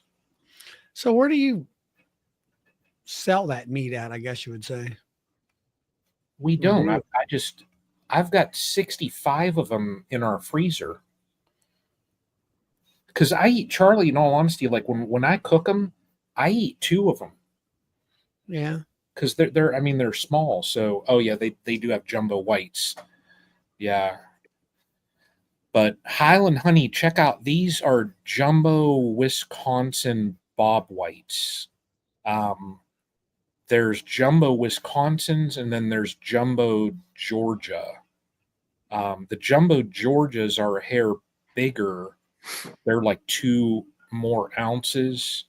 But no, the quail are probably the only darn thing that I have that, I mean, they're just machines. Like, yeah, like they say, laying machines. I mean, like today when I went out, we've got around 30 birds and I got 21 eggs. How do you guys cook y'all quail up there I do mine on the smoker. on the smoker? Yeah. We You got to s- watch them though. The first time I did them, I cooked them too long, you know, because I mean they're so darn small, you know. They were still good, but you know, we smother them down and put it in a rice and gravy. yeah, that would be good. I guess Mhm. in Georgia are a little more juicier. You got some of that peach in them a little bit. Yeah. See, that's it. So Brian, you were talking about protecting your foam. Was it foam intercovers? Is that what it was from Yeah, Beast Mode? yeah. So what you need to do is you need to go by the local elementary school, because they're always having fundraisers and stuff, and you just steal their core class signs. Okay, I could do that. nobody's watching this, right? But Well, I'm telling you what, Philip. So what, and I'm not saying that I did this, but you know, I mean, there might have been, well, there was shenanigans involved. some years ago, a cousin of mine and I, we drove around one night. It was probably 3-4 o'clock in the morning, and one of my cousin's buddies. It was I like how there's always somebody else. Always somebody's cousin's buddy or friend or something. it was around election time, and we plastered up about 150 signs all up in front of this dude's house. Oh my God. We were laughing so hard. Like, we did like 3 runs. We filled up his trunk, and then we went and we're like, okay, let's go get some more, and filled up his trunk again, and let's go get some more. And finally, like, we had them all layered out. It wasn't like they were just all plastered around like a mess. We had like rows of them, and and we were sitting out there in his front yard laughing so darn hard. We woke his wife up. And then, I mean, he wasn't that happy, but afterwards we were like, Kevin, seriously, how many other people have you done this to? So, yeah, I mean, I could get some signs. Yeah. No, I had put a note out on, I did some intercovers using these Yeah. political signs. So, so what I did was I put a note on next door, and it was well past the election, but a lady that is a counselor at this elementary school, they're closing this school down after this year, and they're cleaning everything up. And she said, she called me and she said, or she actually knocked on my door and she said, "Do you want these signs?" And I was like, "Heck yeah." And There we go. Hang on 1 second. Got the sleep superstar. I got to dial it in right now. Bruce is on here. Hey, Brian, your boss is on, so you better. Exactly. Oh, Bracken's on here. What up, Hang on Bracken? 1 second. Let me get all straight. Get the hat straight. Bill. Hey, Brad, boss. everybody. All right. Okay. Charlie, I'm going to act professional now. Wait a minute now. I gotta get my hat on. Oh my gosh, look at who we have.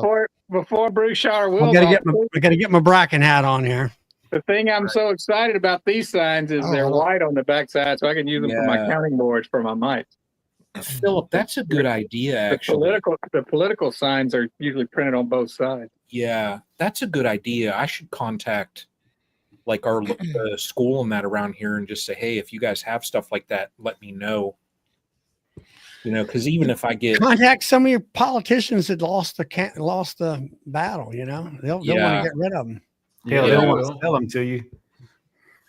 Yeah, I mean that's about it. They'll want to sell them. I should just tell people, because we're on the corner, if you want to put your sign out here, go ahead, and then just don't expect to come back and pick it up. But I get to keep them at the end of the time. And then if they come back to get them, say, I don't know what happened. I don't know. Well, now here, it's illegal to put them signs, the political signs or any kind of signs, on state right-of-way property. And you can go to, I think it's the county or whatever, and get a license. There's a guy I know that's got it, and he's legally be able to pull your signs off the state right-of-way property. Oh wow! I just go to him and say, "Hey, I need a stack of signs." Yeah, here you go. There's a whole stack. Do you see what Russell just said? Where at? Russell Biden signs are cheap. But they don't stand up; they fall down. That's exactly it. Oh my! Brad made the statement that everybody else was thinking. Oh yeah! Oh yeah! So don't go stealing these signs. Let's see if I can get this in the picture here. Bruce, it's a good thing you joined in here because they had me eating stuff. I don't He have gives anything into to eat. peer pressure real easy. Yeah. I'm not easily persuaded to do stuff, crazy stuff. We talked Greg and Brian, I think Brian and even John from Hilco into tasting the Hive Alive liquid. Did you ever try that, Brian? You tried it, didn't you? Oh yeah, I've eaten Hive Alive. The Hive Alive liquid. Did you drink some of the Hive Alive liquid? Remember we had Greg do it. Did you do it? And oh yeah, it's nasty. Yeah, I've never tried it. Somebody, I think John Hills, he drank a bunch of it. He said he felt sick afterwards. It made John him did sick. too. Yeah. Yeah. Anyway, what's up, everybody? How are you guys doing? Good. Bruce, how you doing? Okay. Well, Bill, Charlie said I should come in, so I did. Then he left. Then he left. Come in for a few minutes anyway. Yeah, and then he left. I guess I We scared was him just off. joking. Yeah, I know. Bracken, what's going on in Utah, man? Not Is it much. cold? We got like an inch and a half of rain the last couple days. So, but other than that, not much is new. Just muddy and He's kind of It's like still Brian. He's kind of like Brian now. He's been killing bees. Listen, I think Bracken sent all his best stuff up to California, and those things are looking great down there, Bracken. yeah, what they're I'm doing seeing. good. Hopefully, yeah. I have a video coming out, I think Sunday, that shows quite a bit more of them. So That's a good strategy out if you're in a place like that. Send them out there and get them away from that cold, yeah. crazy weather you guys have, because it's just so it's kind of a little bit like Ohio, maybe different, but it's just you just never know on what you're going to have out there, I guess. I hate how it goes from 60 degrees down to 15 degrees. Yeah, no That's the doubt. stuff We I had, hate. That can't be easy on the bugs. We were the other day here. It was like 16 degrees wind chill. After like it was 60 degrees, then I went out to take the pup out, and I come in like half freezing because I had shorts on, and I'm like, my God, like I'm thinking, what is the temperature? And I looked on our little weather thing, and I hit the wind chill thing, 16 degrees, and I was like, this ain't even right. It's 60 degrees like in the day, and then at nighttime you take the dog out, and you get frostbite. Yeah.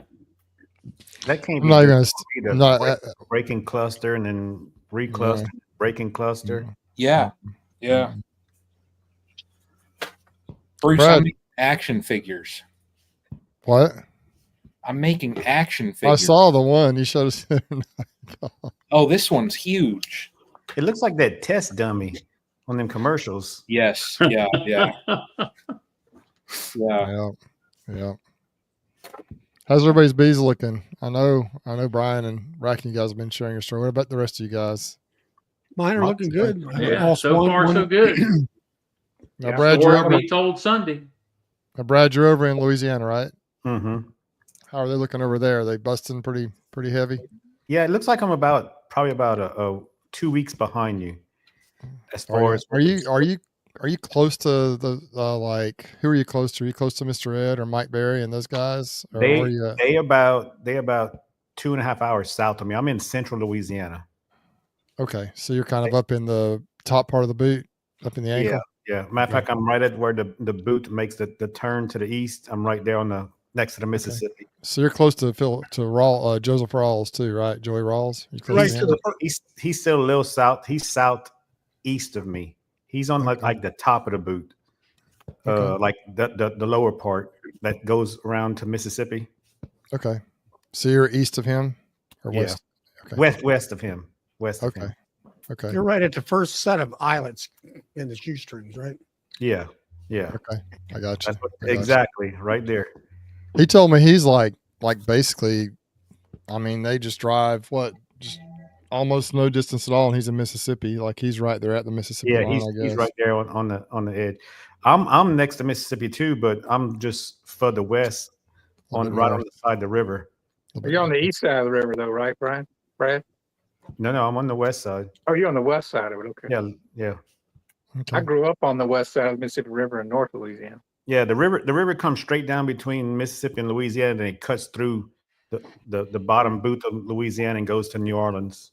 Correct. Yeah. Okay. I got you. I'm kind of picturing it. Right below Woodville, right? Isn't that Yeah, pretty close to that? yeah. Where are you at, Philip? Well, right now I'm in Texas. I'm in near Dallas in Coppell. Is that where you live at though? That's where I live. Yeah, but yeah, I've lived here. I think I moved here when I was 29, and I've lived here almost 30 years. Okay. So that's home So now. I'm Your gonna bees- apply to be true Texan this year since I've been here longer than I've been in Louisiana. There you go. You We'll see your if they- bees we'll see if they let me. your bees looking good, or how they doing? Yeah, so far, knock on wood, I've got 54 colonies right now. There you go. So, and they've all lived. The only one that I lost was a late season swarm that moved into a swarm trap. They were just kind of sitting out. I have one of those, and And it never grew up. Oh, the only thing I did was I let Brian, Flower Street Brian, come down and he did an inspection on them. So I'm going to blame him for killing them. He came all the way down from Colorado. That's awesome. Philip, I got a He was beehive. in, his that's- wife, I got a beehive his that's wife got was in 54 Houston. bees He in it. he drove up to my farm. Yeah. Okay. That's cool. But it still was a pretty good drive. It was probably a 2.5 hour drive from Houston up to I have a farm down near Corsicana. Yeah, So cool. that's where most of the bees are. And I haven't seen those in a couple of weeks, so I can't be for sure that they're all up. Yeah. But they were Bill- last time I was there. Bill, what about you? Where are you from? Woodstock, Virginia, in the Shenandoah Valley. Have y'all started breaking open hives yet? Or you guys been looking at them? Are they doing okay? I've been looking down in the tops of them. It's still real cold here at night, so I don't want to dig down in them yet. So, Yeah, that's probably wise. yeah. Charlie, are you in Maryland or Virginia? Where Yeah, you at? Maryland. I'm close to Baltimore. I'm about a half an hour outside of Baltimore. How are yours doing? I saw you doing an inspection a few days ago. They looking good? Yeah, that was from last Saturday. I lost one 10 framer that was originally a Nuke I got in the spring. I don't know why. I think it's just bad queen, but the rest of them are super strong. I've fed them pollen patties and sugar bricks to get them through up to this point, and they're looking good. Good deal. So, man. I mean, I do the rocket fuel and stuff like that, to really boost them up good and strong. I want Yeah. them up to That's good to running That's good production. to hear. Yeah, That's good It to hear. looks like I scared Brian out of the chat here. He's I'm putting my shooting and killing the bees. No, I- I didn't. I actually forgot about those bees and didn't look at them for like 2 months because they're kind of where I wasn't thinking about it. You talking about the swarm? Little swarm. Yeah, the swarm. I have one of those. They just moved into a little nuke box late, like probably August, October, September. I don't know when they moved in, but they just were a little small late season swarm. I just left them in the nuke box. It was a nuke box that I think was just sitting up on, I was just sitting in one of my bee yards and had 2 frames in it of just comb. And then the rest of it was empty space, and they built in the empty space. And they were maybe the size of a softball, maybe a little bigger, but they built 2 or 3 little combs on there, and they didn't make it. But it was just an interesting little study to see how they do this. I didn't do anything to them. I think I shot some OAV on one time, but beyond that, they just kind of fizzled out. Yeah, They didn't have time to build up or do anything. So, but it was okay. I didn't expect them to. I was curious. Bruce, do I you think have I hit mine with rotate OAV. your boxes? What's that? Do you ever rotate your boxes, or you just let them migrate?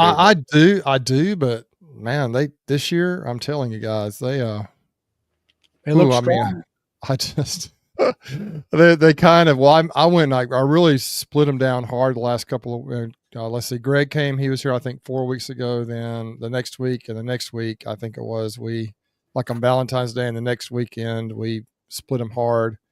But I didn't have enough queens to split them all. So the ones I didn't split, I went out today, and I actually didn't do a video. I did one video just on one hive, but on one colony of bees. But I went down to Slocum, and I just kind of was enjoying the bees today, not really trying to worry about making a video. But I just was like, the ones we didn't split really need to be split, and I just not really seeing. I didn't go into many of them deep, but the ones I did, I didn't really see any queen cells. But man, they're going to be swarming on me if I'm not careful. And they are just growing and exploding like double deeps, like brood. I mean, all the way up into the second deep, just sheets of brood. Like, it's just crazy how many bees there are and how much brood there is. So I'm going to try to, I don't know if you guys were able to catch the chat last Wednesday night with, we had Matthew Walker on there from Walk in the Woods apiary vlog. It's kind of a mouthful, but he talked about the cloakboard method. I saw him because he did a great video on the cloakboard method of queen rearing. I've been thinking about it, tossing the idea around. Mike Berry has done that, and I've seen I went to a class on it, talked to Sue Kobe about it. Actually, that's what she uses in her operation up there, where she's, up in Washington, where she does her stuff on Whidbey Island up there. And so been thinking about it, but man, Matthew did a great video on how he's a commercial guy, got 16 of those things, 16 colonies where he uses the cloakboard and makes his queens. And I'm like, so I ordered, I think that day, it was on Tuesday when I saw his video, and that day I ordered a cloakboard, or maybe it was Wednesday, and the cloakboard came in today. And if I'd have had it today before I got home this evening, I probably would have actually tried to get one set up and maybe try to graft maybe tomorrow, because I need some queens, and I thought it'd be a great idea to split, because some of those hives are just they're just. I'm gonna start stacking supers. I don't know. They're bringing something. It's not like a big honey flow, not a big nectar flow coming in, but man, they're just expanding. they're finding something. I mean, I don't know if it's what it is, but they're finding something. They just, you know how when the bees are just loving life, when they're so happy, and they're growing, they've got brood, and then they'll actually deposit like nectar in amongst the brood, and they'll have a little bit of pollen. They'll put nectar and pollen in there. I guess it's easy access to be able to grab it, and they're just kind of positioning stuff. It's just really beautiful to see what they're doing, and sheets and sheets of brood. And I never really understood that. I watched a video that Randy Oliver did from a few years ago. I've watched it fairly recently in the last few months, and he talks about how they do that. And I guess I've noticed it before. Maybe thought they were running out of room for all that stuff, but actually they'll sometimes deposit that pollen and stuff right there amongst where she's laying.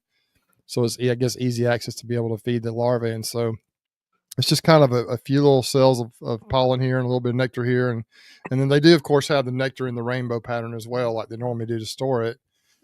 But man, bees are just such a miraculous and cool thing. I don't know. And they got a little bit, I've still got some that are a little bit frisky or a little bit feisty, but they're getting a lot better. But today they're so packed out. They're just so packed out.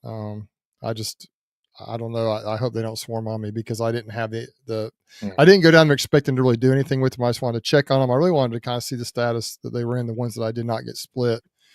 And I found out that they probably needed to have been split, but I didn't have enough queens to split them all. So what do you do, Now, man? It's always decisions. His video about that cloak board, and I've watched that thing, and it's like, I understand what the cloak board does, but how he accomplished what he was trying to do as far as getting the cell builders up and running. I was like, how do you get all them bees upstairs?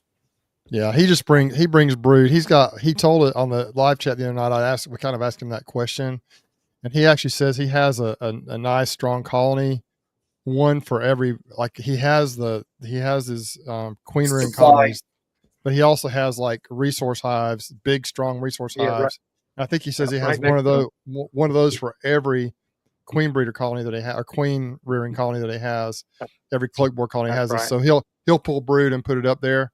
So he really basically he turns the double deep into a cell starter and cell finisher on the queen right cell finisher. Yeah. So he doesn't just use the bees that were in that double deep. He brings bees.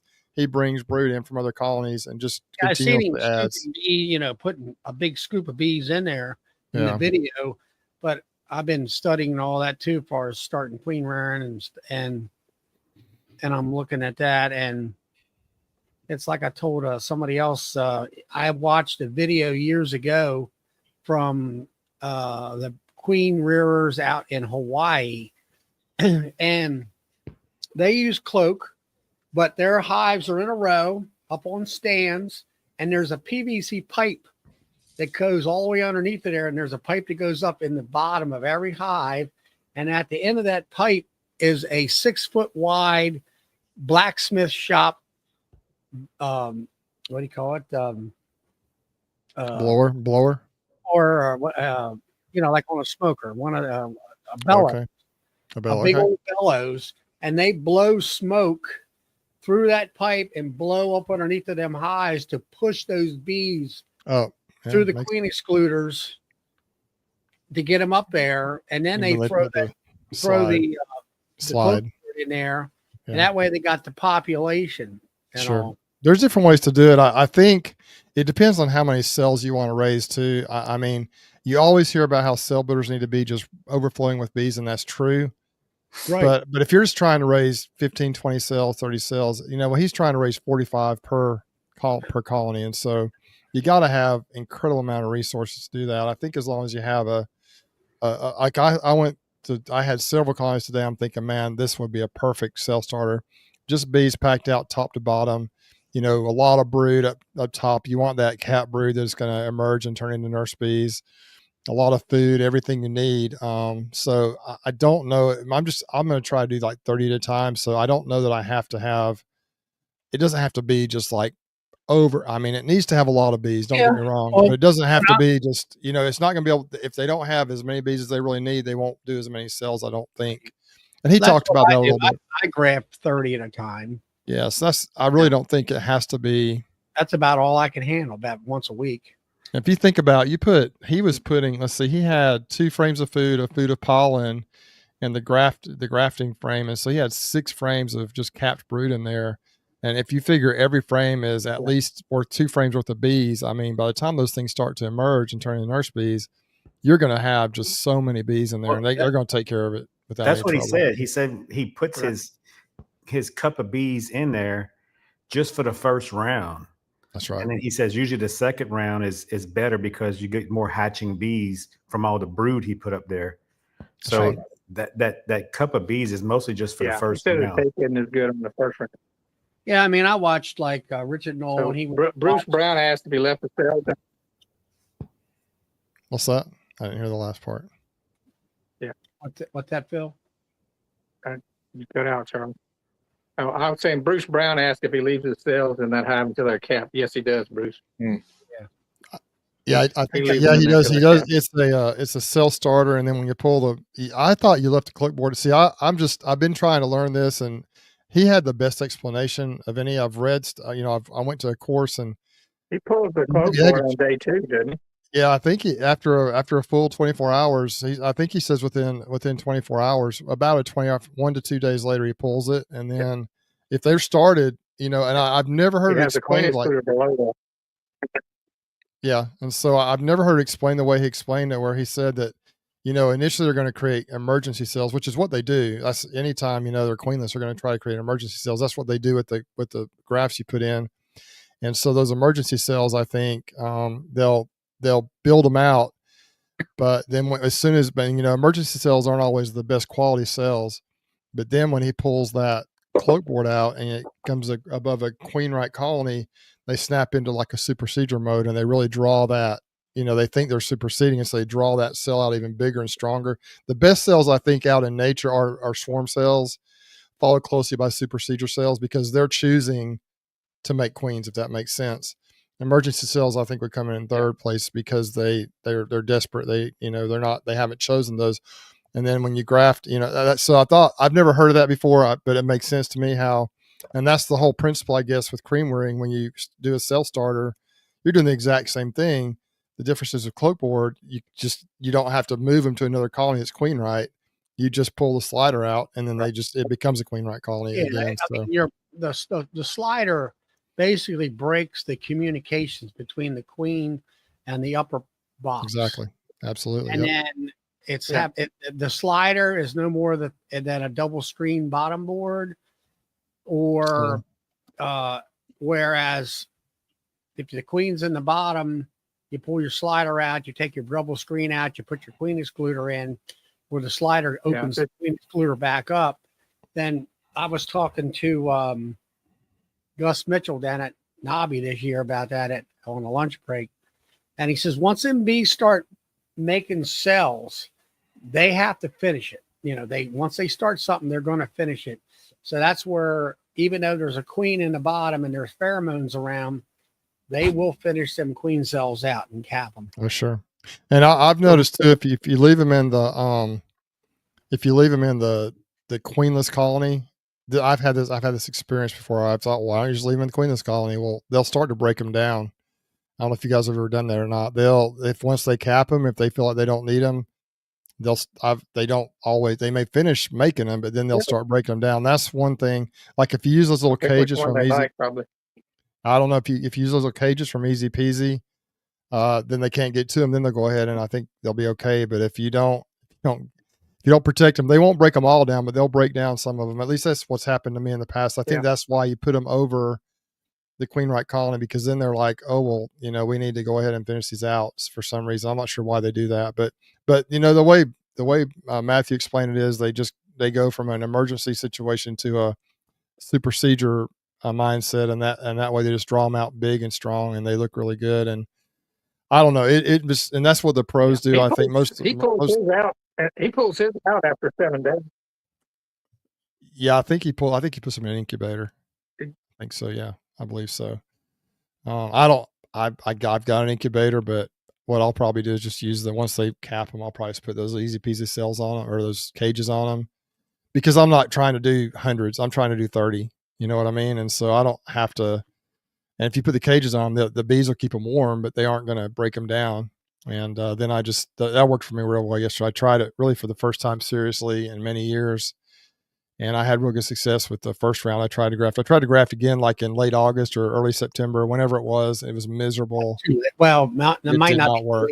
you. It did not work. It did not, I had like a 3 out of 30 acceptance rate. I think only 1 or 2 of them actually ended up doing anything, but I had 26 out of 30, I think, on my first attempt in the spring. So it's real hard down here. Probably is everywhere, but down here it's real hard to graft and to make queens in July, August, September. And I think that Matthew talked about that. He's like, last year they try to run them as long as they can, but get about midsummer, when it's hot and humid, high beetle pressure, dearth, everything going on down here. It's just a miserable time. The bees aren't happy. The beekeeper's not happy. Everything's rough.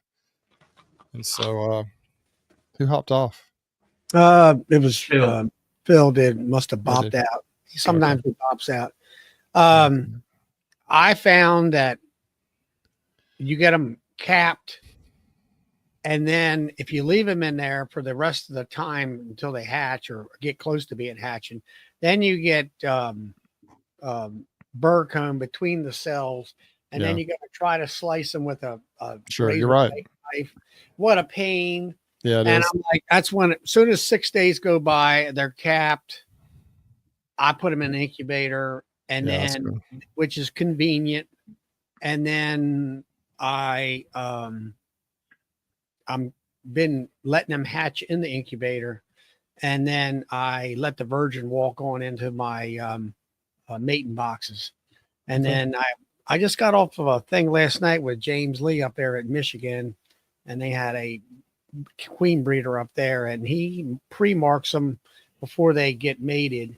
And he said he didn't have any problems them, it didn't hit them as far as, being like they were they got a pink dot on them, and some bird sees them and grabs them or anything like that. So I'm going to try that. Plus, with a queen coming out of a cell like that, she's slower, not running around. You don't have to deal with the worker bees. You can hold her and put a dab, let it dry good, and then I try to get them out there within an hour. Yeah, I think there's nothing wrong with that. And those it's just I'm just last year I used the little easy peasy cages, and they can't build that comb in between them, and because they're tight on the I looked bar. at them. I looked at them, and I'm like, they look really. System looks pretty nice. I mean, that's like I said, that's the first time I've done it, so I don't really have a lot of experience. But someone mentioned, Brian, somebody mentioned in the chat here a few comments back, that the commercial guys, they pretty much all put them in an incubator. Even a lot of hobby guys do, or a lot of smaller people, but smaller time beekeepers. But that's what I'm going to do. It works well, and because the bees just incubate in the right temperature, and I'm going to try it. Most people put them in an incubator. I've got an incubator, but to me, I think it'll be easier just to leave them, especially if I can just put them in, right in a yard nearby. Just pull the cells when they're capped, put them in a split or whatever. I'm really limited on time. I just have like 1 or 2 days a week to get in them, so that's been a limiting factor for me with queen rearing too, because it's such a time pinch. It's got to be done on a time schedule, and so it's difficult. Because it's hard to. Money. You got to make sure you have, because if you wait too long, you're going to be in trouble. Or if you put them in too early, you can also damage them. Or if you got to be super careful. Last year, when I had good success, I've still got some of those queens now, and they're doing just really well. I think it was April or May. It was in really the best time of the year to do queens down here. And you're supposed to wait till whatever day it is. What is it, day 9 or whatever day it is after you graft to move them and put them in the hives. But I put them in a couple of days earlier than that. And I was worried about it because I just had to. I didn't have a choice. I think it was a week after I grafted, I put them in there, and they did great. I was looking at them, trying to look and see if they looked okay, and I was worried about them. And I don't think they're gonna make it. But man, they didn't all take, but the ones that did, most of them did, and they turned out to be. Some of those turned out to be really nice queens.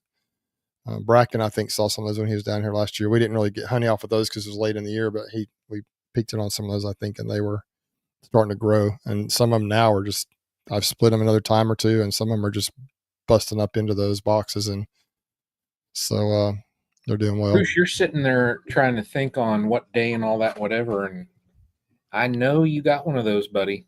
I do now. Yes, I do. I'll have to stick it in my pocket when I go out there. See, Yeah. you're going to use that. Anyway, Have I like feel like 90% success. it's the magic dial, the magic queen light dial. It's magic. Bracken, you did some queens last year. How did it went pretty well for you, didn't it? You were had you done that before, or were you trying out for the first time? Tried it for the first time. Yeah. Watched some videos and went out and tried it. Yeah. Yeah, it worked pretty good. I'm gonna do it again this year too, for sure, just to practice and do it. Yeah. Well, I think queen rate is fun. Yeah, it was Bill- cool.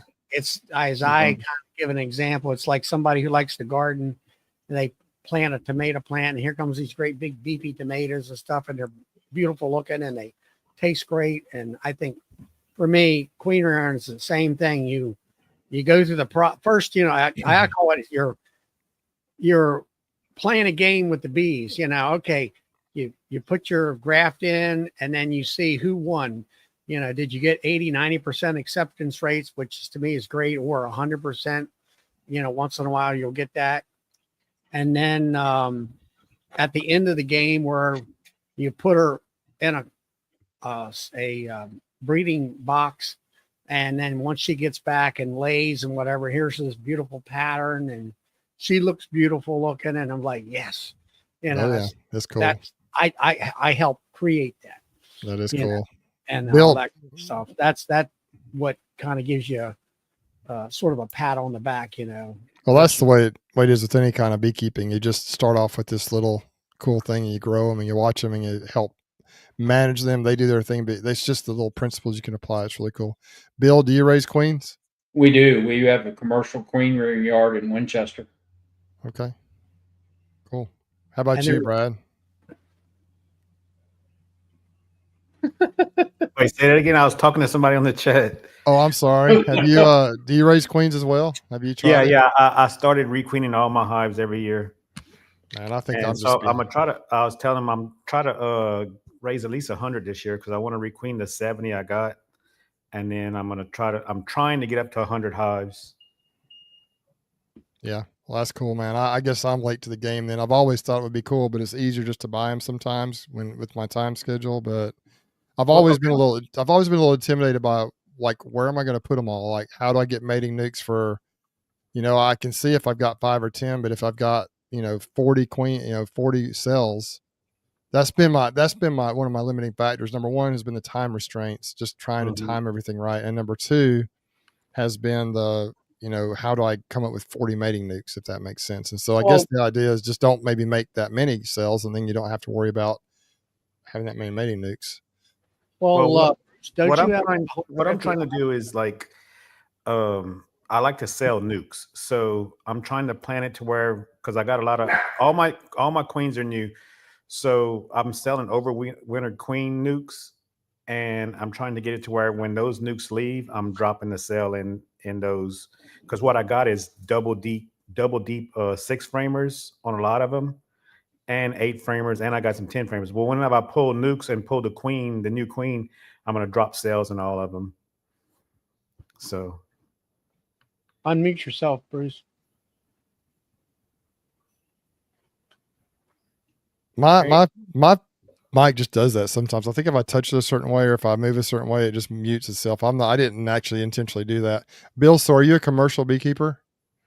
No, I run Shenandoah Bee Supply Okay. in Woodstock, and that's my focus. And then I have a small apiary here in Woodstock, and then we have the commercial queen operation in Winchester, and I have somebody that runs that. So Okay. yeah. So that helps supply your customer base as well Yep. for Plus your we bee ship stock. queens as well. So that is, that's one of the coolest things about beekeeping too. Is all 6 of us on here, we all have this same this little bug that we're raising, but we all have different strategies, different things we're doing, different ways to make money or to reach our goals, and but it's all utilizing the same bees, the same principles, you know, to accomplish whatever our goals are. And that's what's really cool about these little bees is you can manage them, and if you treat them right and if you manage them and manipulate them just right, you can reach your goals. And so it's just, I love hearing people's stories, what everybody's doing, because you know what I'm doing is completely different. It's the same but different than everybody else, if that makes sense. And so it's just the neatest thing to me how you can take the same little insect and just do so many different things. And you know, like Bill's got the bee supply shop, and you know, my main goal is honey typically. But I also I just enjoy doing a little bit of all of it. And so you got to kind of fit what your area will do for you. Like you can sell a lot of honey, but like where I live at, there are so many commercial beekeepers that it's hard to sell honey at any kind of decent price. You almost got to give it away. But a lot of people want bees to replace their dead outs.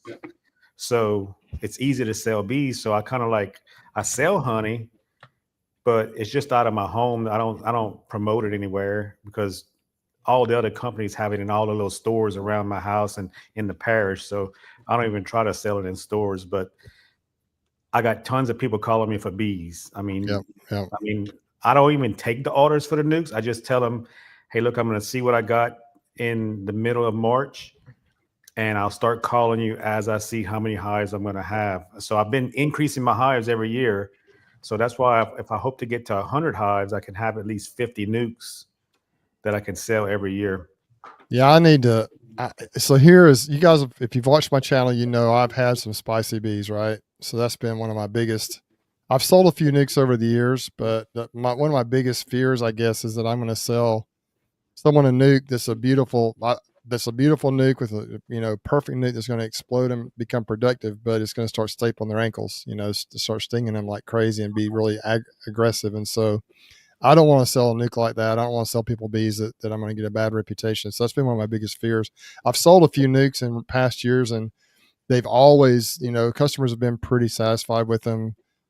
They've always, for the most part, been productive. I don't know of any that I've sold that have just had a bad result, but that's just my fear, especially over the years. My bees got kind of almost worse and worse. Now they're going back the other direction because I'm actively trying to fix that with bringing in some outside bees. But the local feral bees here in Alabama they're naturally a little bit spicy. Like you catch a swarm, the swarms are always pretty mild typically when you catch them most of the time.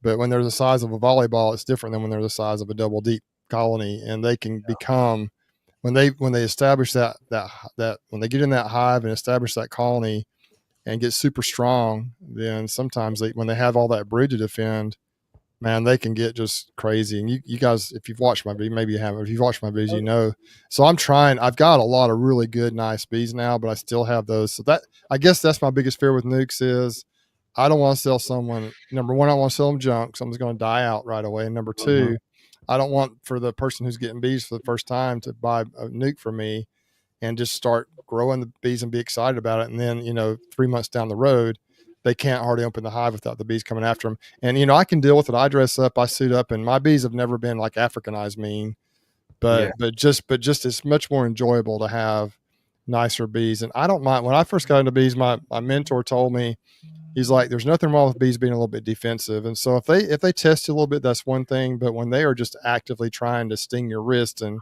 go up your pants and get up in your veil, and when they're just trying to get after you, it's just not very much fun. When you smell those bananas, you smell that angry scent. It's just like, it just is so.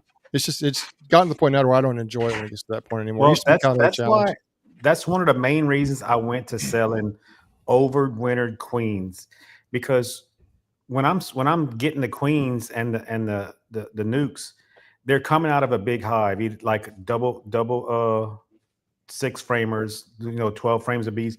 So you kind of know what you're getting into when you're making the nuke. When I pop that nuke open, if you got mean bees, if she's laying good, because like right now, a lot of my 6 frame doubles, they got 6 or 7 frames of brood. So I mean, I could pick out perfect frames of brood for the nuke, and make sure that it's a good laying queen, and make sure that they're nice bees. If I Sure. pop open one that's mean as hell, I don't try to sell it. I just requeen it. I'm just going to requeen it and keep it, or keep it to make honey that year, and then requeen it in April or May. Yeah. But Well, Nuke sales are in my future. I think and I've sold some, but I'm getting really close to trying to do that because, like, for example, today I was down there in Slocum and I could have probably pulled 10 nukes easily from the colonies that I did not split. And if I'd had queens to put in there, I could have pulled 10 nukes, strong nukes, and probably sold them. You know, you put nukes up for sale, and, you know, around here, they would probably go almost, especially this time of year, it's a little bit early. I think they would be snapped up really fast. Yep. Same thing with queens. Nobody right here where I'm at. Now, there's some people just across the line in Florida, maybe some people a little west of us over here that sell some queens, but nobody here really sells queens either. yeah, Right here, look, because people are always like, how can I get a queen? Where can you find a queen? And so And if I queens are really getting got, expensive. yeah, if I got to the point to where I could sell, you know, had some good queens that could be dependable, you know, but I worry a lot about quality. Like, I want my bees to be, you know, if I understand there are going to be some that don't make it, that's part of beekeeping, but I don't want to sell someone that nuke. I want to have that nuke at home for myself, and I'm going to try and nurse it along or replace the queen or whatever, but I don't want to sell somebody two nukes, a brand new beekeeper, and then either they both die out, one of them dies out, they become mean. They're, you know, I just, I'm a little bit self-conscious about that. That's been my biggest limiting factor, but I'll figure it out. And I have sold, like I said, I've sold some and they've done well, but, you know, Well, that's kind of what holds me back.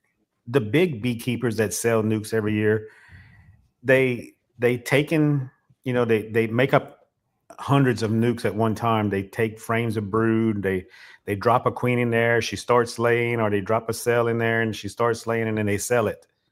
So you don't really know what you got when you just make up a nuke and drop a queen in there. That's right. And, you know, and she's only been laying for a week or two. I mean, you really don't know what kind of bees you're going to have, or how long she's going to last. Yeah. So you're taking a chance when you buy a late nuke, you know, later in the year around April and May. Let's see. Philip asking about the Hawaiian queens. I think he's asking me if I could get more Hawaiian queens and drop them in the nukes to sell. I think I could do that. I don't know if I can. I think that Zach is actually he's sold out. Like, he's kind of sold out now for a few months. And so I would have to get a pretty large order to do that. But I have thought about doing that actually. Let's see. Brian Mader asked, how are the Corey Stevens queens?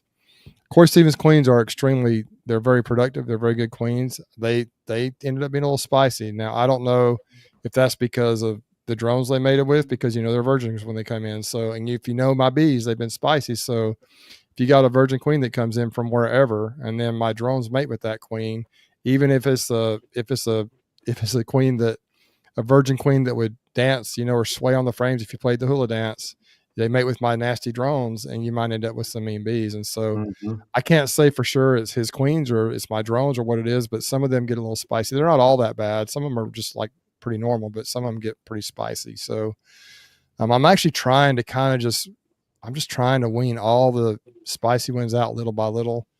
And so, you know, if I get in them and they really get after me and I have a queen available, I'm just going to try and find that queen and replace her. I placed 55 queens over 2 weekends. But I still have some that aren't quite ready to go. But man, they're so much better than they have been. I can't complain. It's going to be a work in progress. So I like that guy you get your queen from. That shipping container with those syringes in there. Yes, sir. For the water and for the candy. I think that is the best shipping device I've ever seen when it comes to queens and stuff. Yeah, I've never seen that before. I've had queens shipped from different places over the years, and I've never replaced a lot of queens at once, but every year I've ordered some in, and I've seen them come in. Like Michael Palmer ships his he puts attendants in the cages with the queens. I've seen people do that. I've seen people ship them just the queens by themselves in a box, overnight it, you know, and get it like the next day. I've seen people do it similar to what Zach does, where he puts the queens individually in the cages and then dumps a bunch of attendants in there. I've seen those, like they'll slap some candy in the container, and they'll put like a wet sponge in there, like a damp sponge. Yeah. But the way he does it, you know, he puts that syringe it's got plenty of food. Like it's got fairly large amount of candy in it. And then somehow that one syringe looking thing is built like a syringe. Now the end of it's closed. Nothing comes out of that tip end, but it's just kind of the shape of a syringe. But he puts the water in there, and some kind of a sponge he puts in it. And that water, it just keeps that sponge damp, so it never dries out. So the bees they have plenty of food resources to feed those queens. And then he puts the cages, he tapes them together, and he puts the candy down in the cages, and he puts a cardboard piece and folds it about halfway up the cages. So the attendants have to climb. They go down and get the food. They climb up over the cardboard. It comes up halfway, and then they feed the queens kind of from the top of the cages. And man, they just I've never gotten them in the day they came. He usually ships them to me. He ships them out on a Monday or Tuesday. They're 2 days shipping from Hawaii. And so I usually can't get them in until Friday or Saturday. So usually they're sitting here at my house for a day, and even like the second or third days when I'm putting them in the bees, and they just do great because they're fine. Like they've never eaten anywhere near close to all the food by the time I've opened them up. And so I don't know where he gets how he figured that out, or where he gets his setup to do that. But man, it really works well. Well, isn't it that water one? Isn't that kind of like a test tube with just a sponge cork, you might say? Yeah, that's kind of how I would describe it. Yeah, it's like a plastic. It's a test tube looking thing. That's probably what it is, a test tube, but it's plastic. It's shaped kind of like a syringe, but yeah, it's probably is a test tube. That's probably what it is. Yep, I would imagine. Yeah, and then the other one's just filled up with candy. It's the exact same thing. It just filled up with candy. Yeah, and they've never eaten over half of the candy. I don't think. Maybe half. A little bit more than half, maybe, but they've always got plenty left. There's never been an issue at all. I believe he's using California cages. He is. Yep. With the tubes. Of course, the tubes are down in that that cardboard holder thing. Yep. He puts them down, and it works well. I don't know. My first step is to start making some of my own queens from my own stuff, and then if I get confident in how they're doing, I may try to sell a few queens and nukes and just kind of try to build from there. And I'm about maxed out on what I can sell honey wise locally. I think I could maybe do a little more, but so I need to kind of branch out and do some different things, and that's kind of my goal. Well, you're harvesting about 2,000 pounds of honey, aren't you, a year or more? Last year we got 9,300 pounds. So 9,300, and you were able to sell all that? Well, that was 155 5-gallon buckets. I got about 30 or 35 buckets left, so I haven't sold it all. But you never know. I don't mind having some to carry over. If anybody needs any honey, I will. Can you donate some to Brian? My 3 colonies would have to produce like 3,000 pounds each. Last year we averaged the production colonies. I had right before my second harvest, I counted all my colonies. I had 100, right at 100 production colonies, and so if you figure that, they averaged 90 something pounds a piece. Now I only harvested twice, so that's not counting the spring harvest. So that may not have been quite right. Some of them maybe didn't, but average production colonies, if you figure 100, that was about 90, let's say 90 pounds. It's not bad. The Alabama average, I think, is like 55 or 60 pounds. And I have one that, obviously there's some outliers that you get way more from and some that you don't get hardly any from, but I felt like that was a pretty good average. And I've sold a lot of honey. I've still got some to sell. So if anyone wants a good deal on a 5-gallon bucket of Alabama honey, just let me know. I might sell you a bucket, ship it to you or whatever. What kind of honey is it? It's I think I'm getting back into the spring honey now. My summer honey is mostly tallow, popcorn tree. They call it popcorn trees around here, but tallow trees. Spring honey is probably a heavy influence of privet, maybe some blackberry in there, just whatever's blooming. But I just call it all wildflower honey. That summer honey probably has some of both in it. The summer honey is if it's not ready to go, if it's not capped, or if it's at all wet in the spring, I just leave it for the summer. I don't pull it unless it's ready to go. And so it's probably got a lot of it's probably got some spring honey mixed in that summer honey too. But it's good. It's really good. It's different. It's, if you haven't had tallow honey before, and I guess I'm sure Brad, you have, and Bracken, you've tasted it. I don't know, Bill, if you've ever tried the tallow honey or not. No, I've never had any. But it's unique. It's a unique flavor. Is the tallow in your area a little dark like ours? Yeah, I call it amber, just a kind of a solid amber color. It's not like the privet around here sometimes can be almost clear. Whatever's in the spring is almost, it can be real light yellow or clear almost. Last year, our tallow didn't do too good, so we had a lot of privet, mixed with the tallow, so it came out a lot lighter. Does it crystallize faster too? Doesn't it? My product Yeah, does. it does. Yeah. Anyway, so what I got now is mostly spring honey. I think I've kind of worked my way back to, I just put it in my storage room, just kind of start with spring and stack it in the back and move it forward. So, which is good because people now are wanting the spring honey because people are, when people get allergies, I've heard that it helps. I've heard it doesn't help. Scientifically, I've heard it doesn't help. It works wonders. But hey, if people believe it and if it works for them, I'm going to say, heck yeah. I mean, so I'll sell it to I them. prescribe it all the time. Yeah. Yeah. That's right. I tell them at least twice. You have to take two doses twice a day, 7 days a week. You don't miss a day. And within 2 weeks, you should be cured. Yep. And they come in here, like the lady came in today. I want that 2-pounder right there. You got the best honey ever was. I said, that's great. Yeah. People tell me that too. People say, hey, your honey's the best honey ever. I'm like, I mean, my honey is exactly like, Rusty's honey down in Hartford. Everybody around here probably is very similar, but I'm like, I sure appreciate it. And I sell them a bottle of honey. I don't have any problems doing that because I got a lot to sell. Anyway, honey, the bees have been good to me. Like, I make money on my bees. It's like, and it's mostly honey sales. I sell some beeswax too, and some, some candles here or there, few little things here and there, but probably 95% or more of what I make money wise is honey. And I sell a lot of it. And I enjoy that aspect of it. Some people would rather do bees or they don't enjoy selling honey, but I enjoy that aspect of it personally. It's kind of fun to me. And I like to bottle. We've got we got a Man Lake bottling tank down there, a heated double jacketed bottling tank with the valve. And I just kind of enjoy going down there and putting a podcast in my ears or whatever, watching one of you guys on videos. If you got any videos out there and just sitting there and bottling up honey, it's kind of relaxing to me to do that. Unless I've got to order for like 300 bottles, then it gets kind of tedious, but usually my orders are not near that big. So I'll go in there for a few minutes and bottle some honey. I kind of enjoy that, but I did not mean to come on here and hog the conversation. I apologize, guys. No, it's fine. Everybody, What you did was take Brian's talking away because he was our main talker till you got there, and then you like shut him down. Well,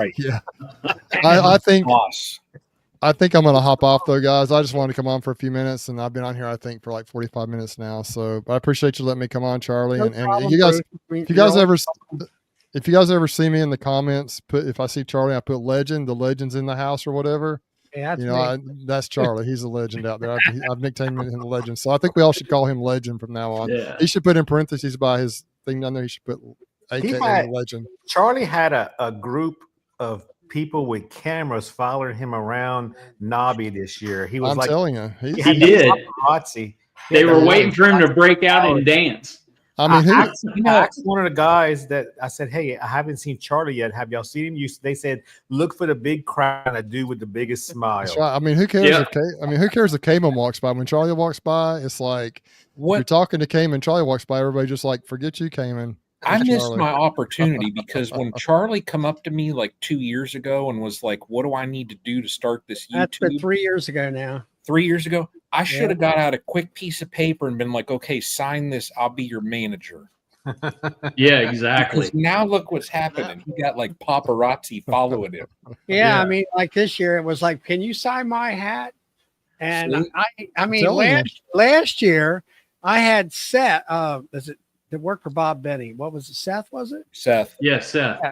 I had to sign his hat. I'm telling you, man. I'm like, I'm signing your hat. I thought you're the guy that's the video guy or whatever. But no, this year, there was some photograph. It's from that dancing and all that stuff. They see Charlie, they see you out there doing that gig, and they're like, "Oh man, look at that! That dude's a rock star." Yeah, so Charlie talked me into starting a chat channel on Monday nights. We better stop because he's going to need another space to put his head. His head. I can see it growing. It almost won't got to get a bigger screen. Anyway, guys, I'm going to hop off. It's been fun tonight, but I appreciate you all. Thanks for coming on, Bruce. I subscribe to your channel, Bruce. I appreciate it, man. How do you do all that, Brian? Or is that automatic? On a Mac, it'll do that.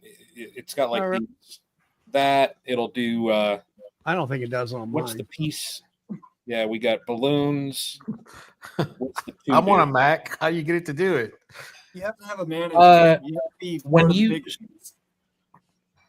What You have bracket? to go They in got- the you gotta have managers and big. You gotta be big leagues to get that stuff. Yeah. no. So yeah. on the Mac, Bracken, you're on a Mac. No, right I'm now on I'm a on. Yeah, right now I'm not on a Mac. Okay. If you go to like the very top bar on a Mac, you'll see like the green video icon. Mm-hmm. And if you left click on that, then you should have a drop down. Like you'll see your face, like the camera, and below that it has like portrait studio, and then it has Oh, okay. reactions. If you Okay. turn those reactions on, then it'll do that.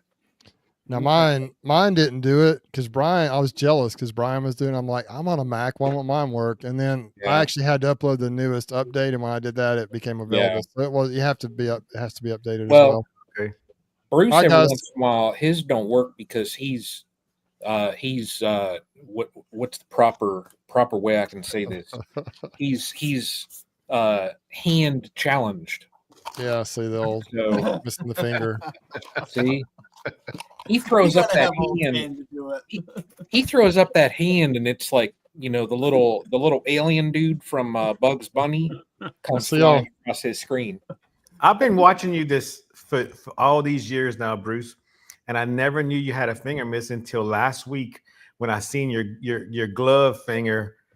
Flipping around. I said, "What's going on with Bruce?" Bruce, how did you lose that finger? An accident or something? Or what? Table saw, yeah. Back in Right. 2014, just my second year having bees. I just caught a swarm in my backyard here, and I set up my table saw out here in the backyard, a little portable. Of course, I took the guard off of it, like you have to do if you're a real man. Everybody else does You too. don't need those. Well, I was doing it. I was actually going to cut up some boards for bee boxes, just messing around out here, and the way I do it, to notch them, I do it horizontal and vertical. So anyway, it was just dumb. I reached across the saw and popped. I'm lucky I didn't lose the all three of these fingers. Well, it's missing now, but the three fingers right here. And they repaired it actually, and for about 3 to 4 years, it was okay, but it hurt and it never worked right.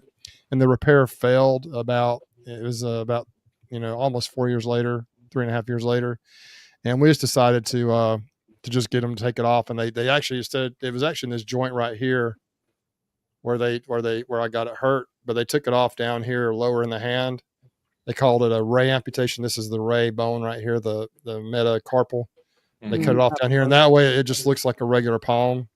And it's just been so much better. I'm like prime motor stuff, like trying to tie something behind my back or things like that is difficult, but most everything else it's so much better now than it was. When it was cold, it would hurt. I bump it on something, it would hurt. It never would bend right.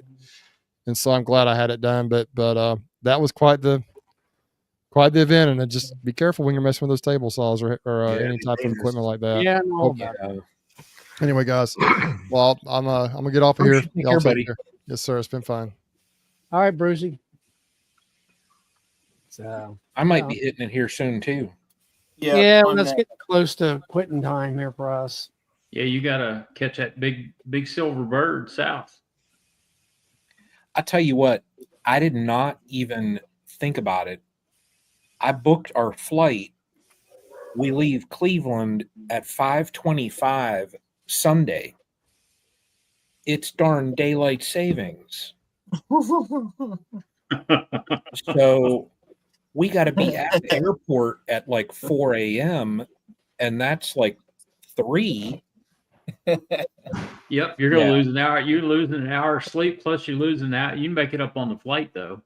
Yeah, You have a Well- travel agent. You don't need to worry about that. I mean, we're going down. We'll be down there at like 1 o'clock. So it's like where we're staying at, like right across the street is the beach. So I'm just gonna walk over there, find a chair, park myself right on that darn beach chair, and that's gonna be it. Yep. So I never was one of those beach people. If I went to a beach, I had to have a fishing pole and a I crab. love it. Brad, I love it. I'm gonna take my GoPro down there. We did this before. We did this like little boat trip where they take you out and they do like this shark show. They were actually on Shark Week the one time. They take like this big monstrous fish and Thanks, Bruce. legend, and they tie a rope, through its mouth and they throw it out, and they let sharks come up and they're pulling them up onto the shore and they're like all thrashing around. And last time when we did it, like they pulled in, it was like a 7 or so foot long lemon shark. Mm. I mean, And it games. was splashing and, you Oh, know, yeah. so yeah, I want to get some video of it though. I thought you were going to go down to the topless beaches, man. Huh? I thought you were going to take your GoPro to the topless beaches. That's a lot funner than sharks. That's what Charlie wants me to do. My wife's going to be there. Live Well, stream. she that. can go topless too. I'm not going to show you a video of that. We went to one time we went to a what I call a lazy beach. Went down to it's in Alabama, Dolphin Island in Alabama, and they have the white sand, the blue water, and everything there. Well, we decided we needed to go do something, so we wanted to go on these jet ski rides. It says swim with the dolphins.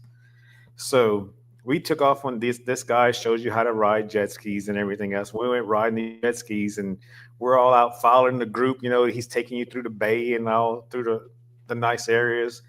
And we're like, when are we gonna see the dolphins? And he goes, oh, it's up ahead. And what they had was a boat carrying a huge bag of like fish and shrimp, and the dolphins were just following the boat.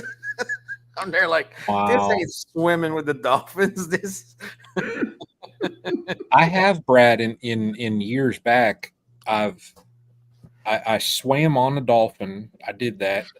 I had it like I was in the water and it like come up behind me and pushed on my feet. And I mean that I was like, you're ripping through the water because I mean those things swim fast. And I told the people, I said, I was like, is that thing gonna be able to push me like that? And they were like, you'd be surprised how strong they are. power. And, yeah, but I did that and I kissed a dolphin and I kissed a sea lion too. Yeah. I was the only one that did it. Everybody was looking at this sea lion with them whiskers and all that. I'm like, I'm gonna go in. You know, I felt bad for it. It's sitting there, nobody was kissing it. I'm like, Now that would have been a good YouTube video. see, I got a picture of it. Brian would flipper. Yeah.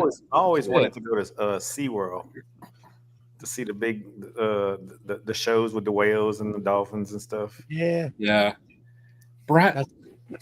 Brian Lee, your son's going to be down in Bahamas next week. Paul I'm said, out for the night, Bail him guys. out. Paul's like hard to get a date. Oh well. Talk to you later. Hey, Tom, Yeah, I think I'm going to hit it too. That way I can get some stuff done. So tomorrow's a long darn day. So I got to get the quail. Melissa or Tom, come on in here for a minute before we close. So, but you guys have a good week though. All right. Yeah, All right, have Brian. fun down there and all that stuff. Have a good trip, Brian. Yeah. Be careful. Yeah, it'll be good. So, wife and we're at that point. You know, we're empty nesters. So, what can you do? Well, that's fun. Yeah. Other than I tell you, this is the first time, like our pup. This will be the first time that we'll be away from him, and my mom's going to have him. And like I told my wife, I said, my mom better like FaceTime us. I want to see the dog. Bracken jumped off. That's who it was. So I'm out tonight. Okay. Yeah, there he is. yeah, but oh well, you guys, it was good chatting. So Yeah. Yeah. Come on Yeah, back. come on in on a Monday night, man. Monday, I'm going to be. No, I'm saying when you get a chance, come on in on a Yeah. Monday night. Yeah, I will. What are you normally on? Like 8 p.m. Same time Yeah. as everybody. The Okay. bees all day. Yeah. Okay. Sounds good. All I'll right. see you all. Yeah, that's cool. Yeah. And I will keep bees alive this year. I promise. I Good luck. mean, yeah, like seriously, Brian. I mean, I sit down and see, go through what you did and like, okay, what's going on here? I don't know. No, it's so damn like. I don't even know because I've talked to so many other people around Ohio that they're in like a worse situation than I'm in. Really? Oh yeah. There's the one guy that joins in chat every once in a while, John Lawler. He went into this winter with 45 colonies. He has one left. Wow. Wow. That's Now got to be some kind I of mean, let's disease. face it. Now, when you do something like that, or even with you, that's not a management problem. No, No. it's not. Something else going on. Yeah. Yeah. Mm. Yeah. I mean, it's got to be like there's got to be something else that got into it. You know, I don't know. And like Boogaloo on there says, I'm in Ohio and my bees live. Like, I've talked to people that they've had more success than what they had in prior years. Like, there's people that are like, I'm sitting 100%. And it's like you're either on one end of the spectrum or you're on the other. You were either at 100% or maybe you lost one, or you're like me and you lost 80%. Well, with Yeah. me, last spring, I lost 50% in production highs. I kind of said it was the queen issue because they were too old.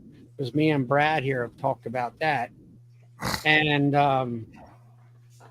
now I got fresh queens. And out of the fresh queens, one of them still didn't do any good and died. And there's another hive out there that's a little bit, it ain't robust. I'll put it to you that way. Yeah. But other than that, I mean, you know. Oh, well, I mean, You it never is- know what you're going to get with a queen. You just, Yeah. Yeah. One thing that I tell you what I want to do. So this year, like, I never, I hate jumping at just any swarm or anything like that, just because I didn't want to bring all kind of crazy genetics into my yard. This year, I'm kind of just throwing that to the side. That way I can just get numbers. And then once I get numbers built up, my surviving 3 that I have now, I'm going to mark those. You know, I'm going to make sure those queens, I'm going to make sure I know where they are at. And then I'm going to use those to get cells off of. If I learn how to graft, then I'll do that. But that's going to be my base of then moving forward. When I do requeen the stock that I end up with, that's what I'm going to requeen by. So this year, it's, you know, if I do end up with some spicy ones, I mean, I'll kind of accept that just because I want to get my numbers up.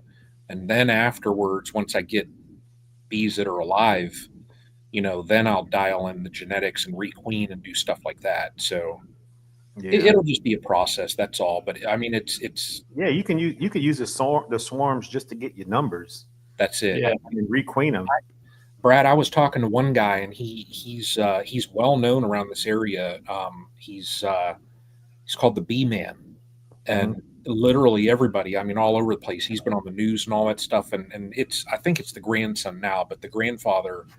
I talked to him last time I was out at the one bee club. He's like, I mean, he's got to be almost 90 years old now, but he still runs the business, the Bee Man.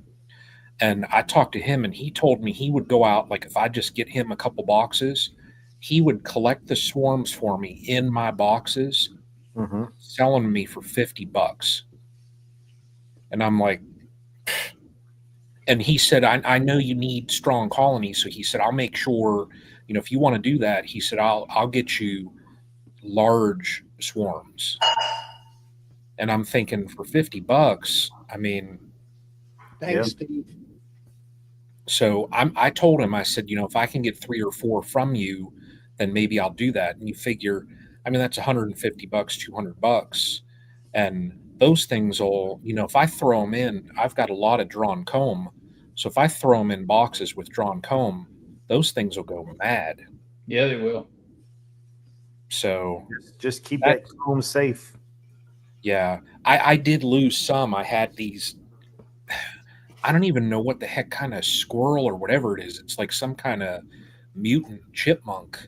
It's almost like a chipmunk bred with a squirrel because they're little. Like they're like a third of the size of a squirrel, but they're not a chipmunk. And they got into my building and were tearing stuff up. They tore up some frames. There were like 2 boxes that they chewed up. and like I can't catch them. Like I've put hardware cloth up just to block them out from where they were getting in and like sealed it up. But like my mom had like, because it's at her place, she had all the wood in that fix and they chewed a darn hole in it. So I put hardware cloth and foam and like I got them now. But man, them things, it's like some mutant chipmunk got into something and they tore up. I mean, I went in there the one time and boxes were knocked over and I was like, what in the heck? And I'm looking around and I'm like, was there some kind of like rabid animal in here? You know, and I'm looking and damn, I see the little thing tearing off out the door and I'm like, what in the hell was that? So, but they were bad. So, but and you know, I don't want to walk in there. I could walk in there with a gun, but you know, knowing me, I'm gonna like shoot out my mom's window or something. So, but yeah, I know. I need to protect some of that stuff. I've been over there. You're gonna have to put some traps or some poison or something out. Yeah, I've got some stuff, but I just need to watch poison and stuff because the neighbor's got cats and all that, and I'll end up killing the neighbor cat and dog and stuff, and No. you know. So, but I don't know. But like I've been going over taking care of frames and a red squirrel. That might be, I don't know, James. I don't know, but they're little things. But I've been going over and like managing like all my frames and like stuff that was, you know, if I had any wonky comb, anything like that, I've been scraping it all of my like real old, real dark comb. I've scraped it all. And then I've got blocks of wax that I'm going to go over once the weather warms up and it's not too cold. I'm going to go over and just re-wax everything. And so I don't know. I'm looking at this year, it's going to be a positive thing. I ain't looking at it like it's bad. So, Rat shot out of a 22 will take care of them. yeah. I've got 222s also. Yep. Yeah. Get some rat shot or snake shot, and that'll take care of them. I know. I do need to do something because them things. Now it's been good. You know, when I've gone over the last about 2 weeks, what I did with the hardware cloth and all that, it's kept them out. But man, those things. I went in there the one time last year, and when I was first realizing like what it was, and I had boxes just stacked up, just empty boxes, and then I would put like an inner cover, you know, and just stack stuff up. And I pulled a box off. I mean, there had to have been 30 pounds of like black walnuts come falling out of that darn thing. And I was like, what in the I'm like, you know, and then them things, there was 2 of them then they go scatter. And I'm like, okay, well, you all, it's war now. So, but, oh, well, I'm going to hop on out of here. I could run my jaw all night. So now that Bruce left. I'm just. Yeah. It was nice having Bruce on and you too, and Yeah. you guys don't come on that often, but it's always good to. I listen catch up with you. I listen all the time. I was just sitting in here messing with this darn thing and doing some other stuff, and I was typing my comments back on people comment on my stuff. I always try and answer everybody. So Yeah. but oh well. I will see y'all. Yeah. All right, Brian. All right, Good Brian. night. Have a good one. Have Yep. fun. Oh yeah, it'll be fun. Yeah, be safe. Oh yeah, yeah. All right, here we are. So, anybody else wants? Tom was on here a while ago. Said something about popping in before you hang up. Yeah, as soon as they get out of, they had a good story they were talking about last night. I clicked off about the time they finally they were in their car, so they were in and out. Yeah. And thanks, Brian. Thanks, Brian. There he is, There's Will. the new and up and coming beekeeper. Yeah. Trying. Mr. Commercial himself. Trying. Got my hive lifter today, Charlie. Really? Didn't All have right. to pay. Didn't have to pay the 25% extra I tariff. told you. Yeah, you got lucky. He paused the tariffs. Yep, I'm singing and dancing about that. I figured for sure it was going to be another $300-400. Does it Yeah. everything good as far as the crating and all? The crating was all solid. I didn't open it up yet. I just Oh, okay. Well, put it on a mine had a dolly little and bit of brought damage it in the in. crating, but it never hurt anything. That's Okay. great. That's good. Yep, that's a critical piece as part of the game here. So, Yep. yep. Yeah, that it's Which one did you get? I got what is it? The B3. You like B- mine? Like yeah, yours? the B3 version, like what Charlie Like got. like so, like Mike Berry has, like I got. Yep. The big one or the smaller one? It's the big one. The big one? Yeah, I think it's. I don't know. It He's was got the one that's 1250 like plus- mine with a front end loader type of thing. It's not the Yeah, dolly. but they have. Right. He had two of them. Oh yeah, he got the hydraulic one, the Oh, B3. Because one lifts up higher than the other. Because the one like Mike Berry, his won't reach but so high. His is an older model. Well, his has screws, I think, in there, where mine has a hydraulic cylinder, and it raises it up hydraulically, Okay. and that's what Will's got. Yep. Hail It's the B3. Hail Hives is asking how much shipping was. $250. I think it was $250. I think it was what Then was you it? Wasn't it $1650 for the machine? Yeah, it was $1650 all in. So it was like $1,400 for the B3, and then it was $250 on the shipping. The shipping like paused me for a second. It was like, wow, but I guess it is what it is. From where it's coming from, and not too bad of a price, I guess. Yep. Hmm. Yep. And it showed up. I didn't feel bad. It showed up. I think it showed up in a little over 2 weeks. So I don't think that's bad. And some folks down there at Bill's was at where we were all there at his class. Yeah, they were asking about it. I think they bought it too. Okay. And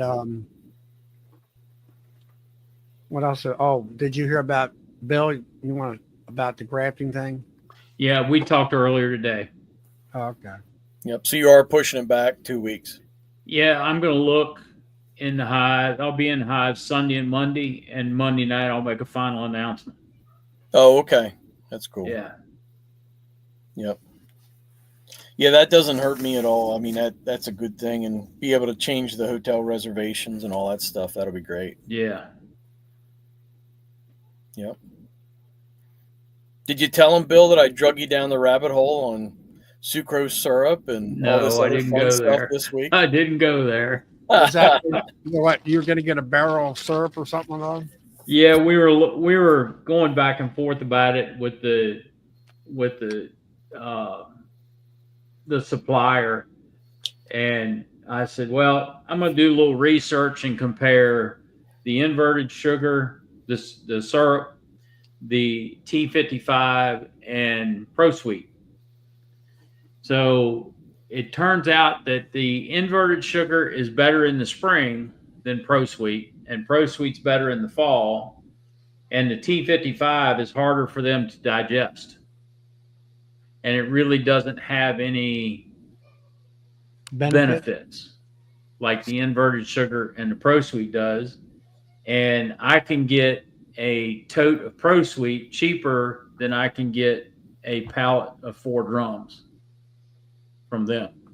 Yeah, and I'm still trying to figure that all out because it's pretty expensive to buy, this inverted sugar. Yeah. At least the way what I've been able to come up with so far. Well, the way And- it's packaged, it's expensive. Yep. in the drum instead of the tote. Yeah, and in the drum instead of the tote. And if we wanted to get totes, it's a 4-tote minimum order, and you have to go to New Orleans to pick them up. Yeah. What? Which- They sell it in New Orleans? Yeah, they sell it in totes in New Orleans, but it's MJ. a 4-tote minimum. Yeah. Yep. Oh, you got to buy at least 4 totes. Where is this place at? Well, it's in Baltimore for us, the outfit that I'm talking Yeah. to, but it's Talking about to get what they're talking about in a tote, you got to go to New Orleans to pick it up. And I'm trying to figure a way. You know, it sucks. I try to feed sucrose, you know, on all my colonies that aren't making honey, that are making bees. I try to hit them with a real light sucrose syrup. It doesn't take very long to get tired of mixing bags of sugar and water. And, you Now, know, how big are your bags? what's this? How big are your bags? The biggest bags I've played with are only 25 pounds. So they're not, and I've done everything from 4 to 10 to 25 pound bags. And you know, part of it is if you had it in a liquid form already, I could tap it out and I could dilute it down to what I want it to be, you know, but it doesn't have, then you got to add Hive Alive, or you got to add strong microbials, or, you know, you probably want to add something else to it. And it just ends up being too much. My goal was, I think I paid 66 cents a pound for sugar last year, and I bought a ton of it, literally 2,000 pounds. And I'd like to find a better source. There should be a cheaper way to get it. My goal was to try and find around 40 cents a pound. But then, like I say, you still got to mix it. So, What are you paying a pound for the inverted sugar? 82 cents a pound. yep. 82 cents. Yep. And that's from everything I can tell. That's getting it in a tote. No, That's in a getting drum. in a 55-gallon drum. And it's 620 pounds to a drum, which works out to about $500 a drum. And by the time you buy 4 drums, you spent $2,000. And I can get a tote of Pro Sweet That has all the good stuff in and it. it has everything in it for about $300-400 cheaper. Yeah. So till you buy these totes and add it to it, and yeah, I don't know. I've got 3 totes right now that all I do is clean them out. Yeah. So that's the rabbit hole that I drug Bill into earlier this week. It's been All right, so we've been going over it 3 or 4 days, right? Yep. you're talking about sugar, 50-pound bags. I can get it for all 64.42, let's say 65 cents per bag per pound. It's 32.21 a bag, but that's buying over 10 bags or whatever, what you would do. I don't know, but you still got to mix it. You got to have a mixing machine of some sort. Yep. Yep. You got to buy it, you got to store it, then you got to mix it. You know, and Haley Hives, a tote, you know, a tote's either 275 or it's 330. I have a 331 sitting out here. Yeah, I got 275s. And Bill, a tote of Pro Sweet probably weighs 4,000 pounds, doesn't it? Yeah, it's about 4,100 pounds. Yeah. So you got to have something to pick it up. Yep. You got to have something to pick it up, or you got to put it on something that you're going to keep it on. Yeah. Thanks, Brian. Appreciate So it. yeah, we had a whole thing on that. Emails back and forth, emails going every direction. It was interesting, but I think it was productive, and we learned a lot. So Yep. Well, that's the thing. I mean, you know, if you didn't do that, you wouldn't know what you're doing now. yeah, exactly. That's right. You know. Yep. You know, it shocks you a little bit when you see the cost of Pro Suite. Yeah. You know what I mean? What company is that in New Orleans that you're buying from? Domino Sugar. Who? Domino Sugar is okay. And Same then thing they like- send you out to their distributors that distribute the syrup. Same thing like what Bob gets his syrup from?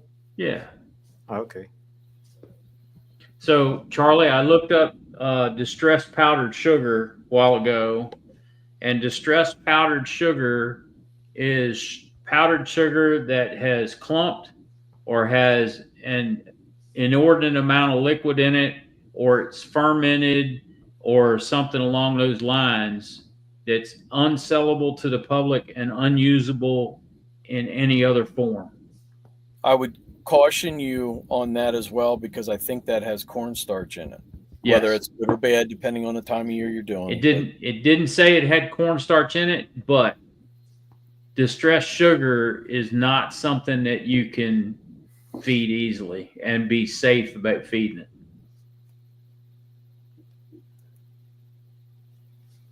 Yeah, I mean, I've been keeping an eye out. I've seen totes full of sugar, typically, I'm going to say roughly around 2,000 pounds, and I've seen that anywhere from 34 cents to 40 cents a pound. But again, you got to be able to pick up a tote of sugar and handle it and deal with it. So I'm just kind of, I was hoping that, what Bob, had referred to here a couple of weeks ago, if I could find something in that realm, you know what I mean, available to me, it was a potential solution, but I'm kind of don't have that sorted yet. So.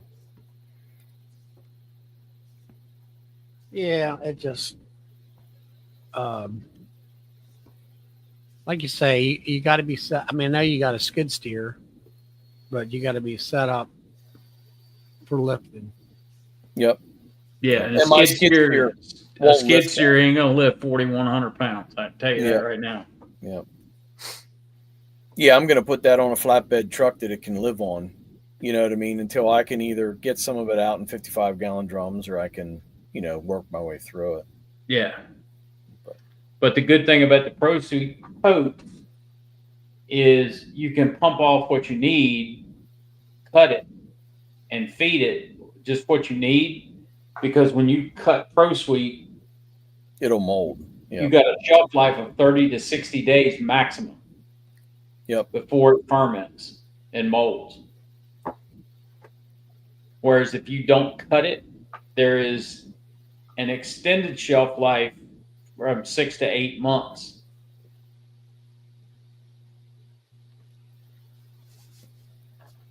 Yep. Now, when you say a tote of sugar, is that actual granulated sugar, Tom, or is that liquid stuff? I get pieces. Well, what I was referring to, I was seeing there was a couple places where there was either barrels or there were totes of crystal, crystal real table sugar.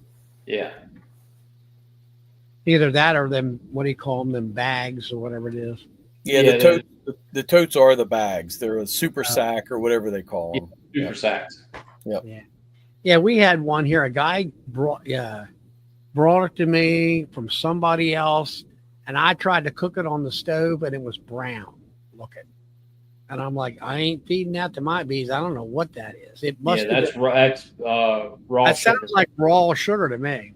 Yeah, it's probably got some molasses or something like that in it. That's molasses comes from the process of doing cane sugar. That's a byproduct. So that's anyway, why that raw sugar's brown. We had it on a pallet in the barn. It got in our way. Well, I didn't know it. My brother went around to where that there camper sitting right there and stuck it there. And I'm like, damn, these bees, they're drawing wax and doing all this and that. And then I walk around there, and here's this huge bag of sugar that, the rainwaters hit it and stuff like that, made it a little slurry. And I got every bee in 4 counties. I got the, the bald-faced hornets, and I've got, the Asian hornets, and I got. What do they call that? Open feeding, Charlie. You were open feeding, right? Yeah, he's open feeding. Let me tell you something. I went out there and watered it occasionally, because it might get dry, a dry spell in the summertime. I guarantee you, there must have been 50 pounds of sugar. Well, it had to be more than that, probably about 100 or more. And it was going. Hey, Brad, I'll catch you later. Or no, is Brad going? I don't know. Anyway, maybe not. But I bet they cleaned it up. They cleaned that up. No problem at all. I dropped a bag of pollen in the yard the other day. A 10-pound bag of pollen. It busted open. So I just picked it up and flung it. I had bees all over the place. Yeah. And it's gone now. The pile that was there, it's gone. Yep. Mhm. Well, my bees, I was looking at my bees a little bit, and they were bringing in like a light gray or Yeah, that's a maple. yellow. That's The light gray is maple. Okay. That's what mine's brought in last Thursday. That's why I didn't put any pollen patties on Sunday or Saturday. You know, what was left on there, I let them go ahead and gobble that up. Maybe I could have maybe put a half a pound on because it was kind of crappy weather this week, but I figured, you know, next week's going to be 70 degrees, lot of 60 to 70 throughout the week. And if they got flight, the maple trees were red a week ago or more in a red hue. So I figured, you know, it's that hot weather. If it comes in, it might make those blooms, the buds pop a little bit, maybe. Charlie, are you still targeting beginning of April to set up your demaries? Oh yeah, probably be late March. Okay. It depends on this weather. I mean, we were talking about Depends that on the weather. where it seems to be a late fall or a late spring. It's you know, unless things keep keep getting warmer. We'll have to see. Oh, I tell you, I was on that other chat I usually visit, you know, and it's a lot of, you know, there's some I'll call them beginner beekeepers, but some of them got some experience, a couple years at least. And I haven't been in my hives yet. And I'm like, what do you mean you haven't been in your hives? There's been days that have been 60 degrees here lately. And there's other days that have been close to 50. And I mean, you ain't pop them tops off and just kind of take a look at it, you know? Had one guy who, he's as good as, you know, he's a queen rearer and stuff like that. Well, what's the sense of looking in there? You can't do anything. Well, to me, it's curiosity and evaluating the strength of the hive and stuff like that. Hey, when I was in here a couple of weeks ago, you know, I was checking to see who was alive and dead, and they were flying, and my hives that made it through were actively robbing out the other hives already. Yep. I mean, there wasn't no play. These bees were going at it. They were going at it. So I think next week that when dead that out temperature that I comes had, up, you know, I let them rob it out. And then last Thursday, I think it was, we had that 60-degree day, and they're bringing in that dirty pollen, that light gray pollen. Yep. Now, that made the decision for me not to I had pollen patties all thawed out, ready to roll for Saturday afternoon. And I'm like, no, I see the pollen coming in. I've had enough experience where you can put out, that's one good indicator with pollen powder. When the fresh stuff comes in, that there won't be 10 bees on that pollen bucket. Well, and that's when the hive beetles start getting into the pollen patties because the bees aren't keeping after them then. Yeah. And that's when the hive beetles explode. You're wasting money. That's what you're doing. That's right. That's right. And that's, you know. I learned that last year. You know, if there's something going on, they're not going to eat them, and you're just going to end up throwing them away because they're going to be full of larvae. Well, I got between buying what I bought 40 pounds from Bill, 20 pounds from Nobby, and I think I probably used 30 pounds of pollen patties this year. And I got the rest of it in the freezer and a little over, you know, so yeah, I'm storing. I don't think I put 40 pounds on. I think I probably put 20. Well, no, I went through 2 boxes. So, but the Nobby boxes they were supposed to be 20 pounds, 2 10-pound boxes. They're gone. Yeah. Well, I burned 2 of them, and the rest of the stuff I'm just storing. And as far as I'm concerned, I got Bill's box, which is a 40-pound box. Well, half of it's still in the box. And then I had maybe 10, 12 pollen patties out of the other side of it. And, it just, I mean, I personally, it's like I was telling you, I keyed in on when to feed this year. I fed all of February and I guess really I kind of stopped right here, right at the beginning of this month. But the pollen's starting to come in. Yeah. I went through them and put pollen patties on there in February, and with seeing them bringing in stuff, I'm headed out of town for 2 weeks. So I'm not putting any more on them. I've only put 20, let's say I burned 2 10-pound boxes, and I'm just storing the stuff. I put it in totes and close it up, and it stores just fine in my basement. So I keep it out of the sun and keep it cool. Well, it don't eat nothing. It'll just sit there and be there when I need it, They're in there in the freezer right now. Yep.